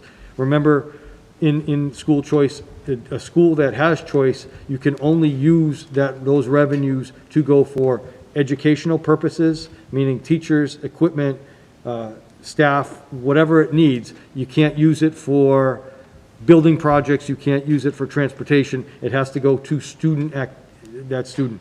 But that has shifted over time, and if we get deeper into the budget in kindergarten and things like that, there was a bump, and I would say 15, 16, when the town of Rockland opened school choice for kindergarten, and we saw some students going to full day K at Rockland. And we've talked about this in the past. Those students have stayed. I would have to look at the data to see where our kids are at, but I did notice a bump pre-COVID too, to an online school, which is Tech Academy. K-8, 9 through 12, there were parents that chose not to come to school, and they go to TECA. TECA is the state online virtual academy. That's choice. We sign them out, and TECA sends me a bill. Those are students that I've had no conversations with. Sometimes parents just choose that. School choice is not charter school. School choice is not vocational school. We've lost kids to charter schools as well, and the state reimburses us for some, but not all. So we pay tuitions for that. And vocational schools, the towns pick up the vocational tabs for South Shore Voc-Tech, Norfolk Aggie, Bristol Plymouth, things like that. But it used to be a relatively good revenue booster, but Ms. Byers have said it's kind of balanced out. So now I need choice to offset my costs, because the more choice kids I have, you know, the less we're losing. So we're trying to balance out revenue versus expenditure and choice. Just to reiterate, any child that determines they want a choice out, they find a district that is doing choice that's willing to accept them. They go. They go. We have no control. Not at all. And we just get a bill that we have to pay. That's correct. Anyone else? Chris? I'm preaching to the choir, I think, but we don't have a direct choice, but we have an indirect choice on what kind of services we provide through this school, right? So, you know what I'm saying? In a big picture sense, if we're going to compete with other schools that have choice and not lose our kids, we want to add services.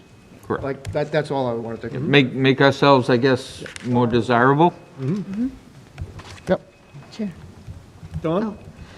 I did just find on DESI's website, so they just have for FY '20, we received 52 kids in, and sending out was 33.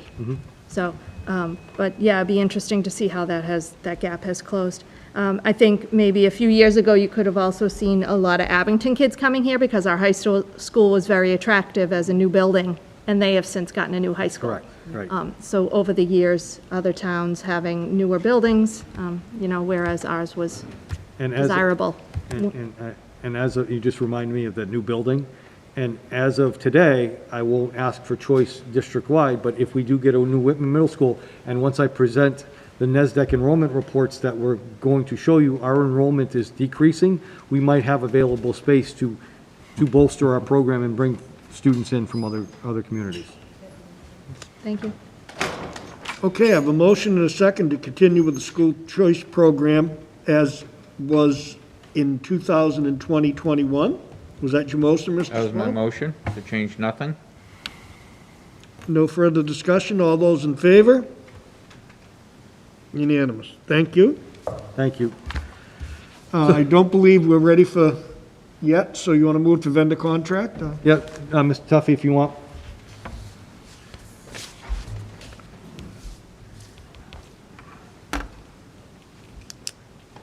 Some time ago, we talked about the custodial services contract that was going out to bid. And a little over a week ago, we got results back. While we had a number of people take out packages, in the end, we only had one bid, and that was from SJ Services, the people we're currently dealing with.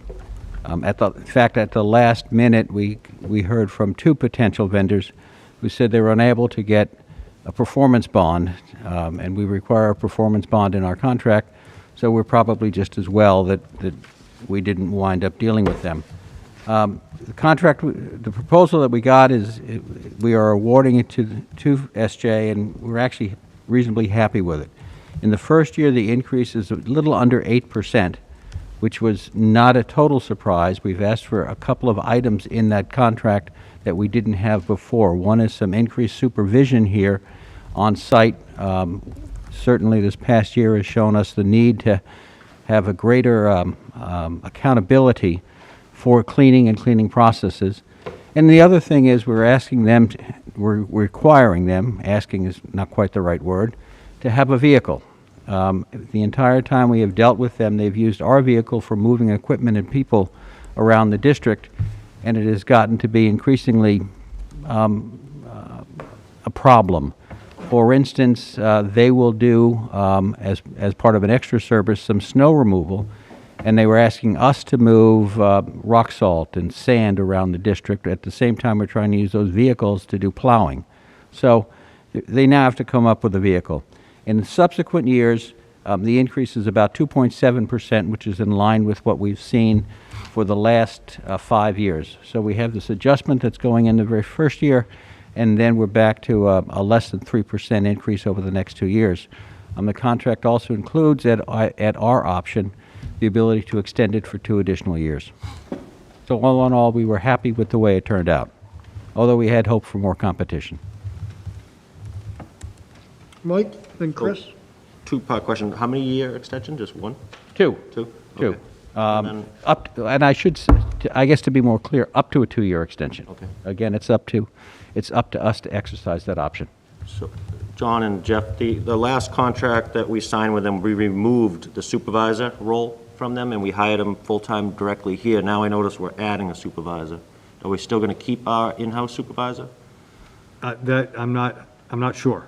I would say yes. Yeah. Okay. That's budgeted in there. Does that work that we took, we removed the supervisor, and now we're got an 8% increase to add supervision? That's I believe Ernie's intention is to continue to have them do some level of oversight.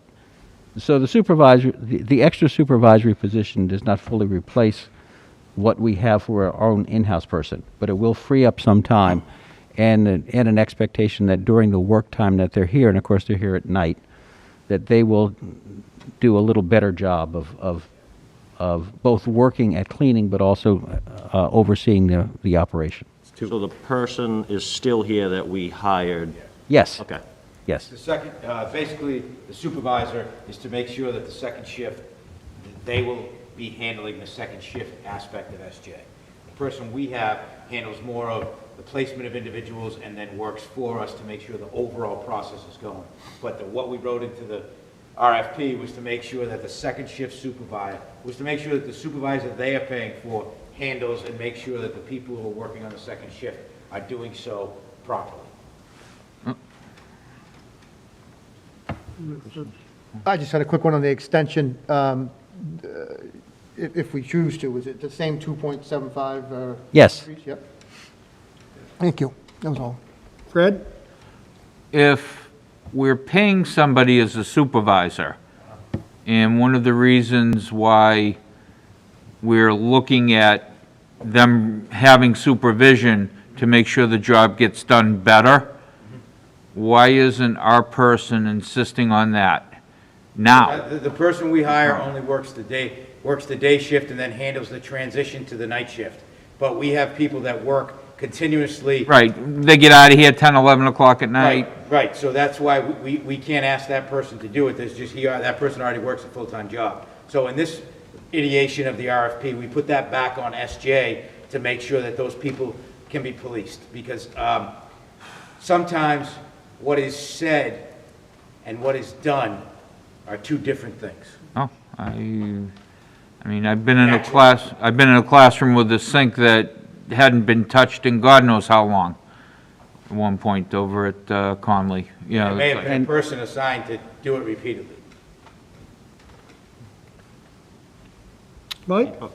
As part of the contract, I know Fred and I have been a big sticking point for us, is they are supposed to wear and given through SJ Services uniforms, and that's just a company identifying T-shirt that says Hanson Middle School staff, or, whatever it is. Can we just keep enforcing that? Sure.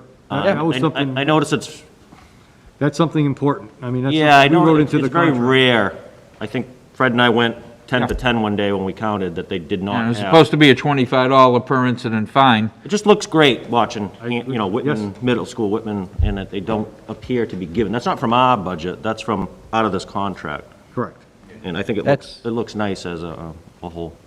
Good, George. We will remind them of that. Yeah, we will remind them. I will say that some of the workers, especially the day workers, have sort of become part of the fabric of the building, and a lot of times they are given whatever T-shirts that the staff gets, or that if there's a team or if there's an event, they always give them one. And it's usually what happened is that they should be either, the rule of thumb usually has been they either have their badge on and a T-shirt that might say Indian Head School. That's fine. Or they have their SJ Services one. But they Yeah. shouldn't, I agree with you, they shouldn't have a regular piece of They clothing. should be identifiable as a Whitman Hanson.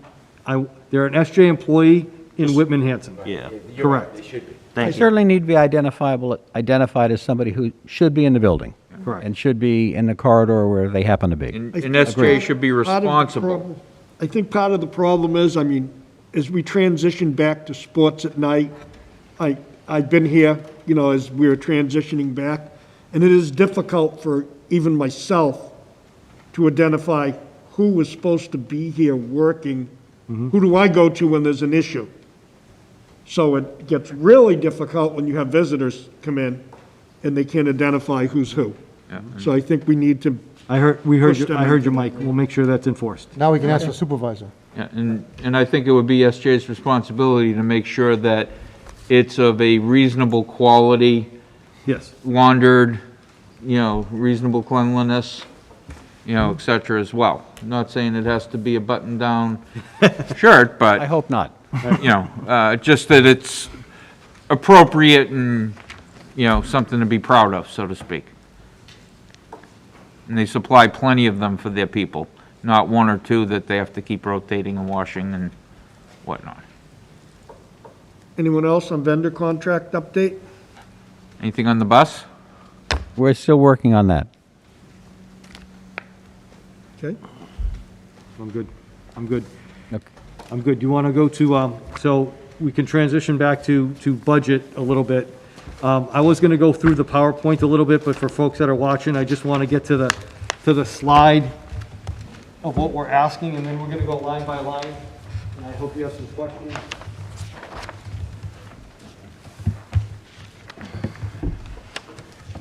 Two slides I think are important. Just to remind folks at home, this is available on the website.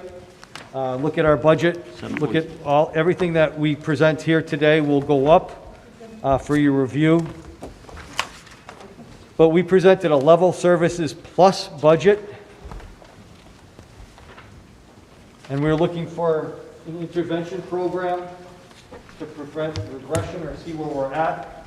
With 2 elementary interventionists in middle school, and 1 in the middle school, K-5 facilitator, with iReady Read in middle school math diagnostic, which is about $375,000. We need a new science teacher at the high school to replace the one that we cut in 2019, part of our cuts. That also, I presented, I believe 2 weeks ago, that we have a person teaching out of license right now doing that. A new science teacher will reduce class size and put us back to making sure everybody's well within their licensure. George talked about Chromebooks at end of life. We put in a Chromebook lease of $150,000 to make sure we're refreshed. And then special education, you will see in the line by line, we already put the level of services increase, but Lauren was looking for some Whitman Middle School inclusion support.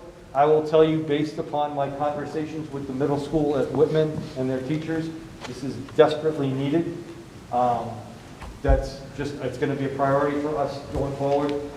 A language-based program at the elementary levels, and then the Bright program at Hanson Middle School, and her 4th priority is an ELL teacher, and that's going to be strictly based on our numbers going forward.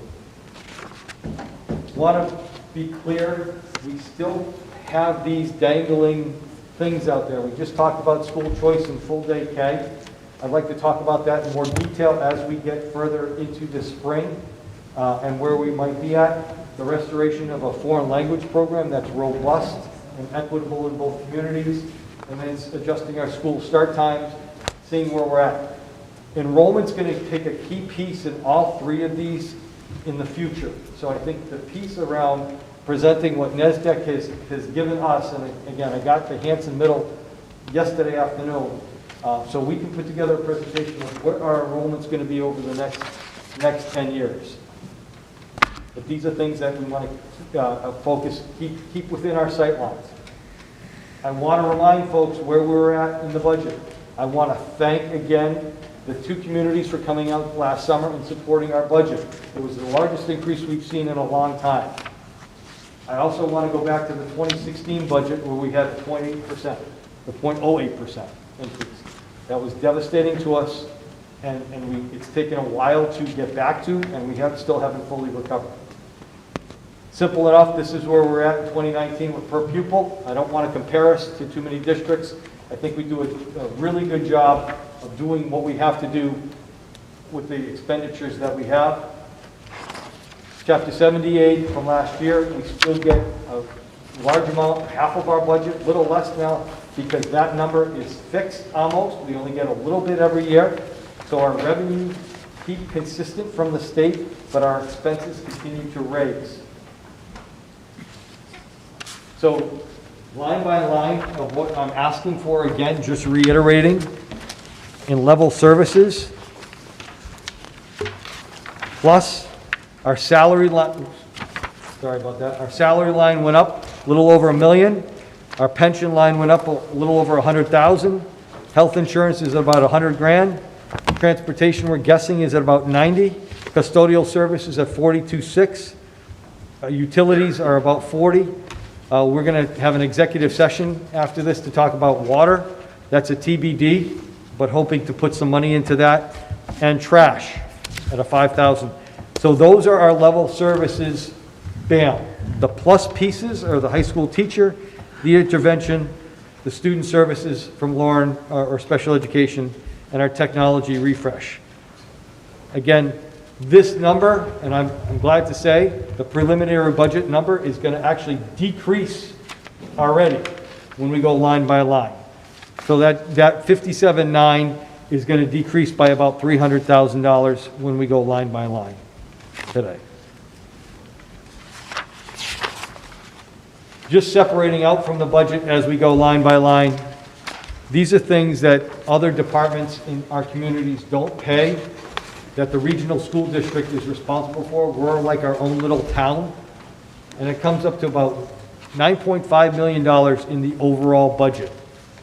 Things that we don't necessarily have to pay for, or that we have to pay for. Yes, Don? Can I add back at this slide, it does not include maintenance, right? Correct.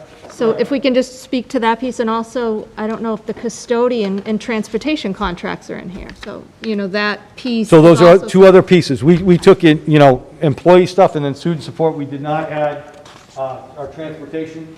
And Maintenance. you're correct, we do our own maintenance. We get some help from the towns, but we do our own maintenance. And then bottom line, this assessment page will shift again, even without any cuts today, because when we go line by line, I will show you that we had some calculation errors and we made those adjustments. So I'm going to go sit. Michelle, if you want to pull up the line by line piece, and Mr. Hayes, if you want to guide us through the line by line.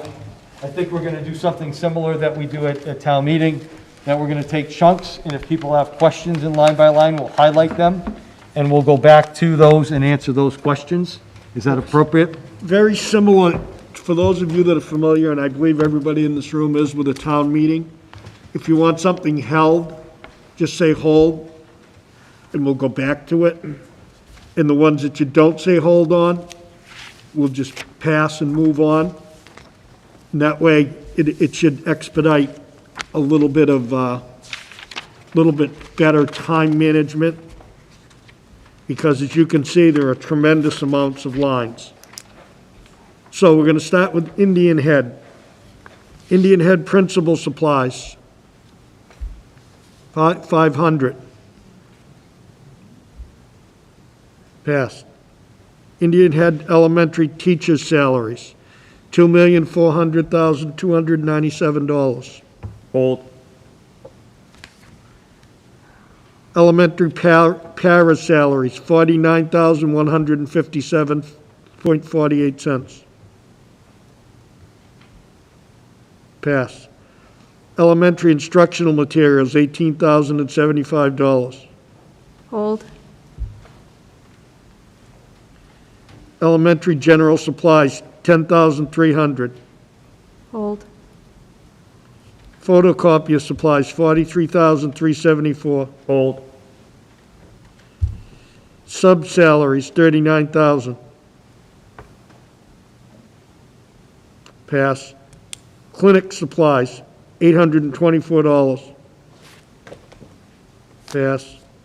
Concurrent acting salaries, $762. Hold. Adjustment counselor, $64,645. Pass.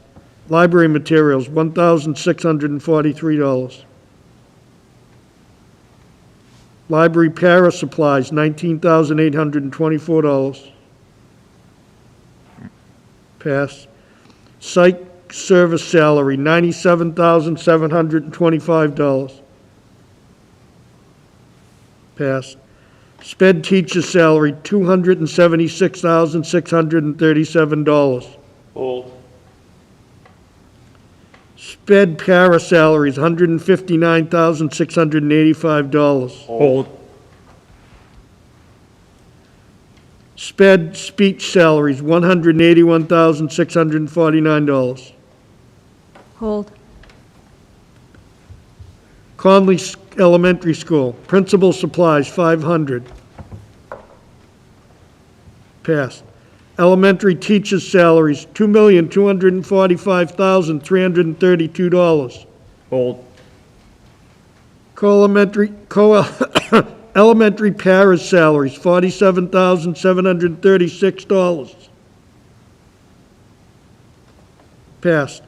Elementary instructional materials, $19,600. Passed. Elementary general supplies, $10,560.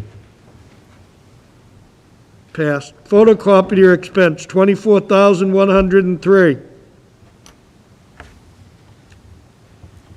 Passed. Co-sub salaries, $46,000. Passed.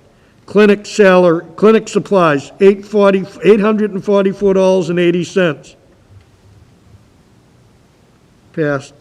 Concurrent active salaries, It's co-curricular, Bob. It's Last one, hold. It's co-curricular. co-curricular salaries, $1,395. Clinic supplies, $844.80. Passed. Concurrent active salaries, Last one, hold. Co-curricular salaries, co-curricular salaries, $1,395. Passed. Concurrent active salaries, co-curricular salaries, $1,395. Passed. Concurrent active salaries, $1,395. Passed. Concurrent active salaries, $1,395. Passed. Adjustment counselor, $61,449. Passed. Library materials and supplies, $1,845. Hold. Hold. Library para salaries, $20,221. Passed. Psych service salaries, $83,835.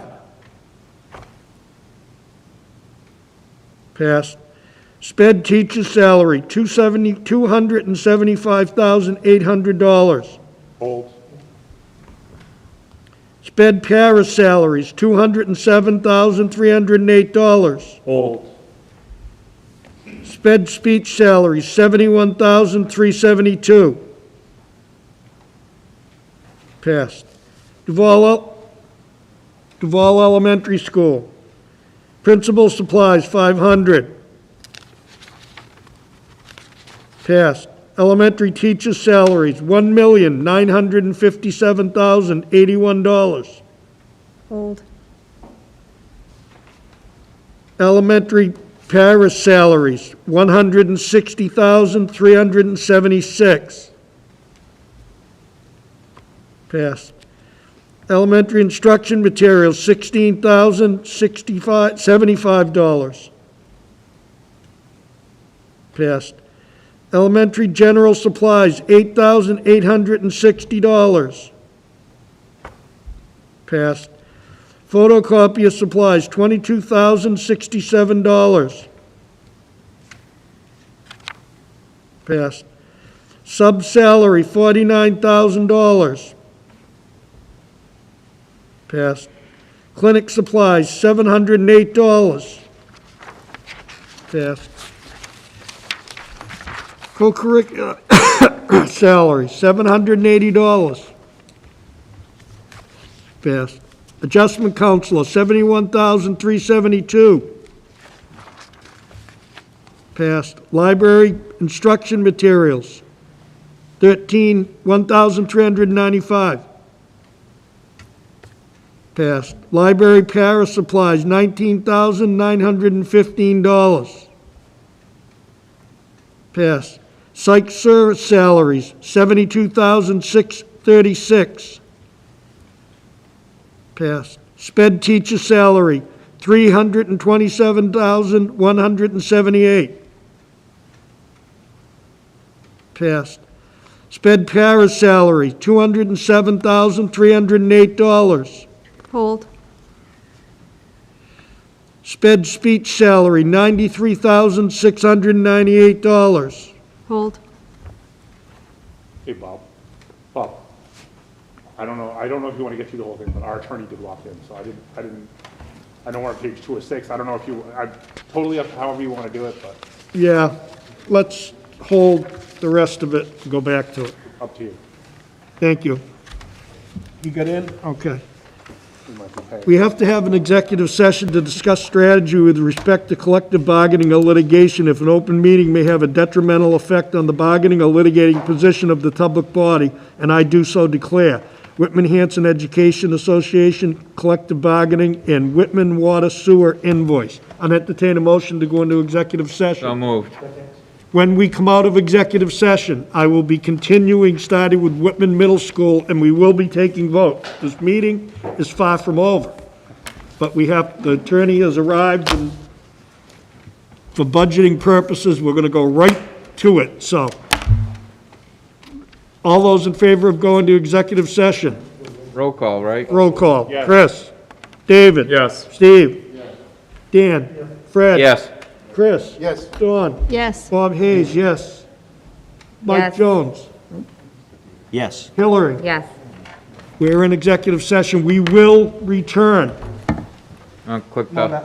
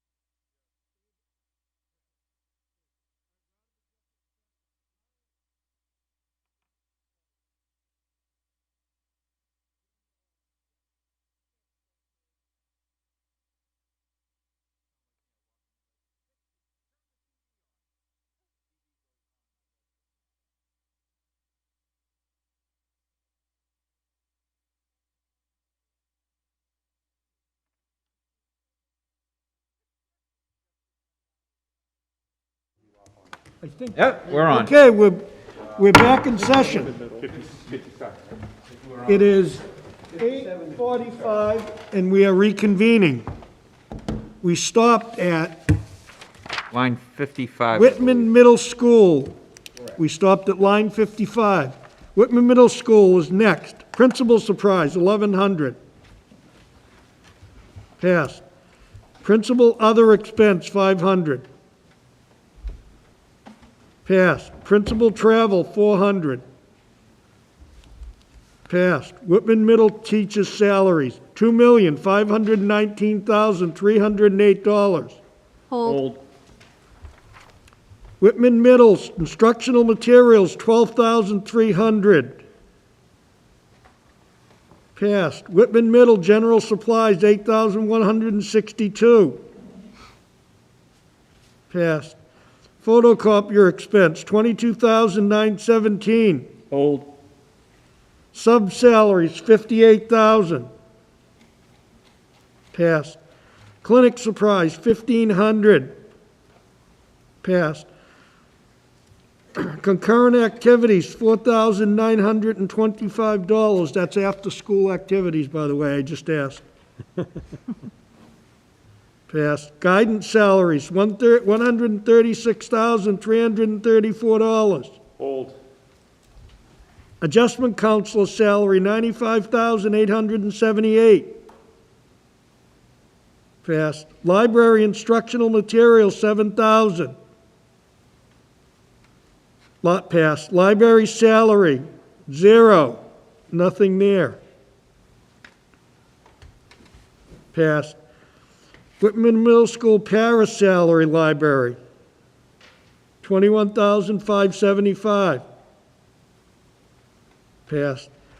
Psychologist service salary, $95,878. Hold. Sped teacher salary, $468,021. Hold. Sped para salary, $178,561. Hold. Hanson Middle, principal supplies, $900. Passed. Principal other expense, $500. Passed. Principal travel, $400. Passed. Middle school teacher salaries, $2,297,759. Hold. Middle school instrumental materials, instructional materials, getting late, guys, $11,659. Passed. Hanson Middle School general supplies, $10,200. Passed. Photocopier expense, $22,917. Hold. Sub-salaries, $54,000. Passed. Clinical supplies, $1,376. Passed. Concurrent activities, $7,445. Passed. Guidance salary, $96,715. Passed. Adjustment council salary, $76,799. Passed. Instructional material and supplies, library, $6,101. Passed. Library salary, $65,601. Hold. Psych salary, $95,878. Passed. Sped teacher salary, $716,835. Hold. Next page. We're still on Hanson Middle. Sped para salary, $271,588. Hold. Sped speech salary, $87,564. Passed. High School, Whitman Hanson Regional High School, principal supplies, $3,047. Passed. Principal other expense, $3,500. Passed. Principal travel, $5,000. Passed. Teacher's salary, $4,800,342. Hold. Instructional materials, $11,475. Passed. General supplies, $44,426. Hold. 21st century support salary, $60,782. Hold. Other expenses, $83,500. Hold. Graduation expense, $30,844. Hold. Equipment expense, $6,800. Passed. Photocopier expenses, $78,936. Hold. Sub-salary, $79,000. Passed. Athletic salaries, $393,000. Hold. Athletic supplies, $10,214. Hold. Athletics travel, $1,800. Passed. Athletics equipment maintenance, $8,000. Hold. Clinic supplies, $2,600. Passed. Concurrent active salaries, $82,095. Hold. Guidance salary, $443,023. Passed. Guidance contract, $5,500. Passed. Guidance supplies, $1,612. Passed. Library salary other, $0. Library supplies, $3,037. Passed. Library salary, $56,715. Passed. Psych salaries, $99,728. Passed. Sped teacher salary, $480,729. Hold. Sped para salary, $276,890. Hold. This is just, Can we start going maybe in blocks of 20, anybody has a question on something, you just say the number. You don't have to read the number, it's all in all. Somebody has a question, we'll go through this a lot quicker. So if somebody has an objection between, like 123 to... I think if we just do it fast, because people are watching. I mean, I like your idea, Dan, I'll go quick as I can. School committee supplies, $500. Passed. School committee other expense, $9,000. Passed. School committee travel, $5,000. Passed. Central office superintendent salary, $177,190. Passed. Central office superintendent clerical salary, $101,138. Passed. Professional salary, $280,000. Hold. Central office superintendent, $0. Central office superintendent supplies, $6,500. Passed. Central office superintendent other supplies, $7,500. Passed. Central office superintendent travel, $12,500. Passed. Central office assistant superintendent salary, $152,173. Passed. Central office assistant superintendent clerical, $67,535. Passed. Superintendent's contract, bus, $8,500. Hold. Hold. Yeah. Next page. Business finance salary, $175,000. Pass. Business finance clerical salary, $226,067. Hold. Business finance supplies, $5,500. Pass. Business finance other expense, $5,500. Pass. Business finance legal, $75,000. Pass. Business finance debt principal, $730,500. Business finance debt interest, $115,069. Pass. Teachers learning other experience, $165,000. Other expenses, $165,000. Hold. Teachers learning professional development, 0. Teachers learning course reimbursement, $101,447. Instructional pass, instructional materials, $508,131. Hold. Principal salary, $1,744,599.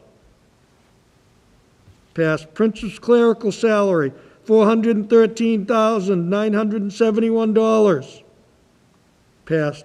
Professional salaries, curriculum director, $688,425. Hold. Program teacher salary, $180,006.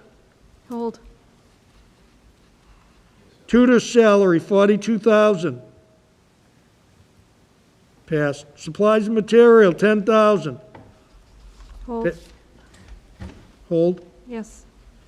Preschool academic professional salary, $187,810.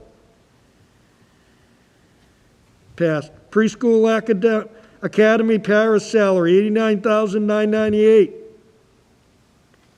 Passed. Preschool academy instrument materials, $2,600. Passed. Preschool academy general supplies, $2,080. Passed. Central office photocopier, $22,058. Hold. Photocopy instructional service experience, $175,027. Passed. Instrument supplies for sub-salaries, $5,000. Passed. General supplies for instrument subs, $60,000. Hold. Instrument subs OIS, $10,816. Hold. Instructional supplies other expenses, $114,444, $114,444. Hold. Instructional supplies travel, $4,000. Pass. Tuition other schools, $29,309. Hold. School choice, $258,640. Hold. Charter schools, $814,154. Pass. Tech service informationals, salaries, $202,452. Hold. Tech service info management supplies, 0. Tech service, tech professional salaries, $470,465. Hold. Tech service equipment, 0. Tech service OIS salary, $17,000. Pass. Tech service OIS travel, $15,500. Pass.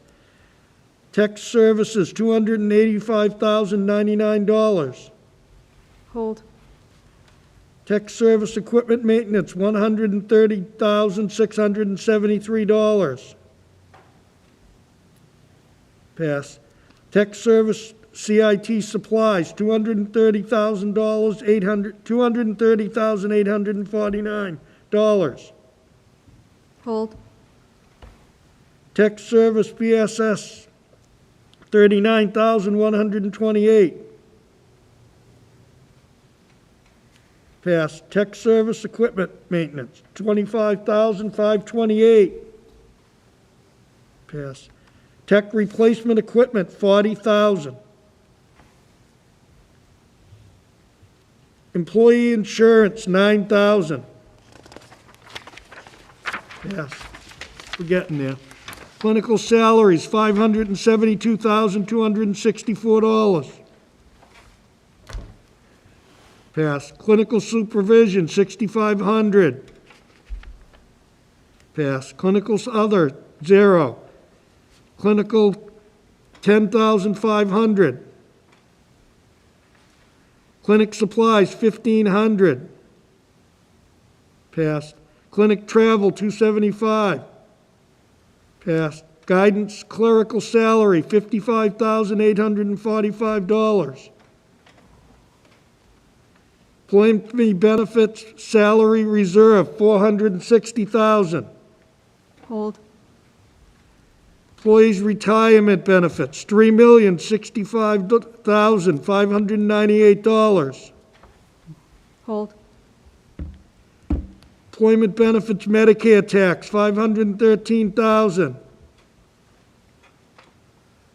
Pass. Unemployment tax, $143,440. Pass. Employee health insurance, $4,650,000. Hold. Psych professional salary, $0. SPED curriculum director salary, $131,328.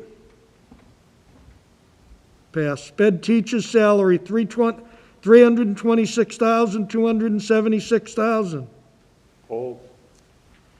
SPED tutor salary, $65,000. Pass. SPED clerical salary, $88,192. Pass. SPED non-clerical para, $24,000. Hold. SPED general supplies, $50,656. Hold. Summer materials, for ESY, $1,500. Pass. SPED OAS travel, $1,900. Pass. SPED OAS contracted services, $750,000. Pass. SPED legal, $15,000. Pass. SPED transportation contracted services, $1,150,000. Pass. SPED tuition to other schools, $4,596,744. Hold. Summer professional salaries, $51,500. Para salaries, $31,850. Passed. SPED speech salary, $67,839. Passed. District liaison expenses, $20,000. Hold. District police details, $11,735. Hold. Transportation other salary, $132,002. Passed. Transportation contracted services, $1,715,000. Hold. Transportation McKinney-Vento, $70,000. Passed. Facilities overtime, $30,000. Passed. Facilities maintenance salary, $124,922. Pass. Facilities maintenance salaries, $415,580. Hold. Snow and inclement weather, $30,000. Pass. Facilities contracted service, $233,000. Hold. Facilities contracted cleaning service, $1,340,000. Passed. Facility supplies, $200,000. Hold. Facilities other expenses, $68,500. Hold. Facilities building maintenance, $125,000. Hold. Facilities equipment contracted service, maintenance, $125,000. Passed. Facilities emergency repairs, $125,000. Hold.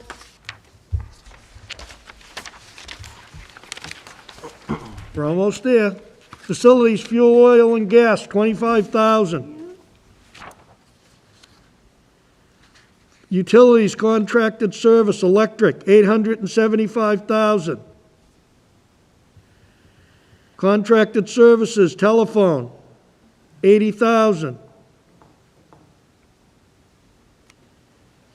Utilities, fuel, I believe this is a gas bill, $390,000.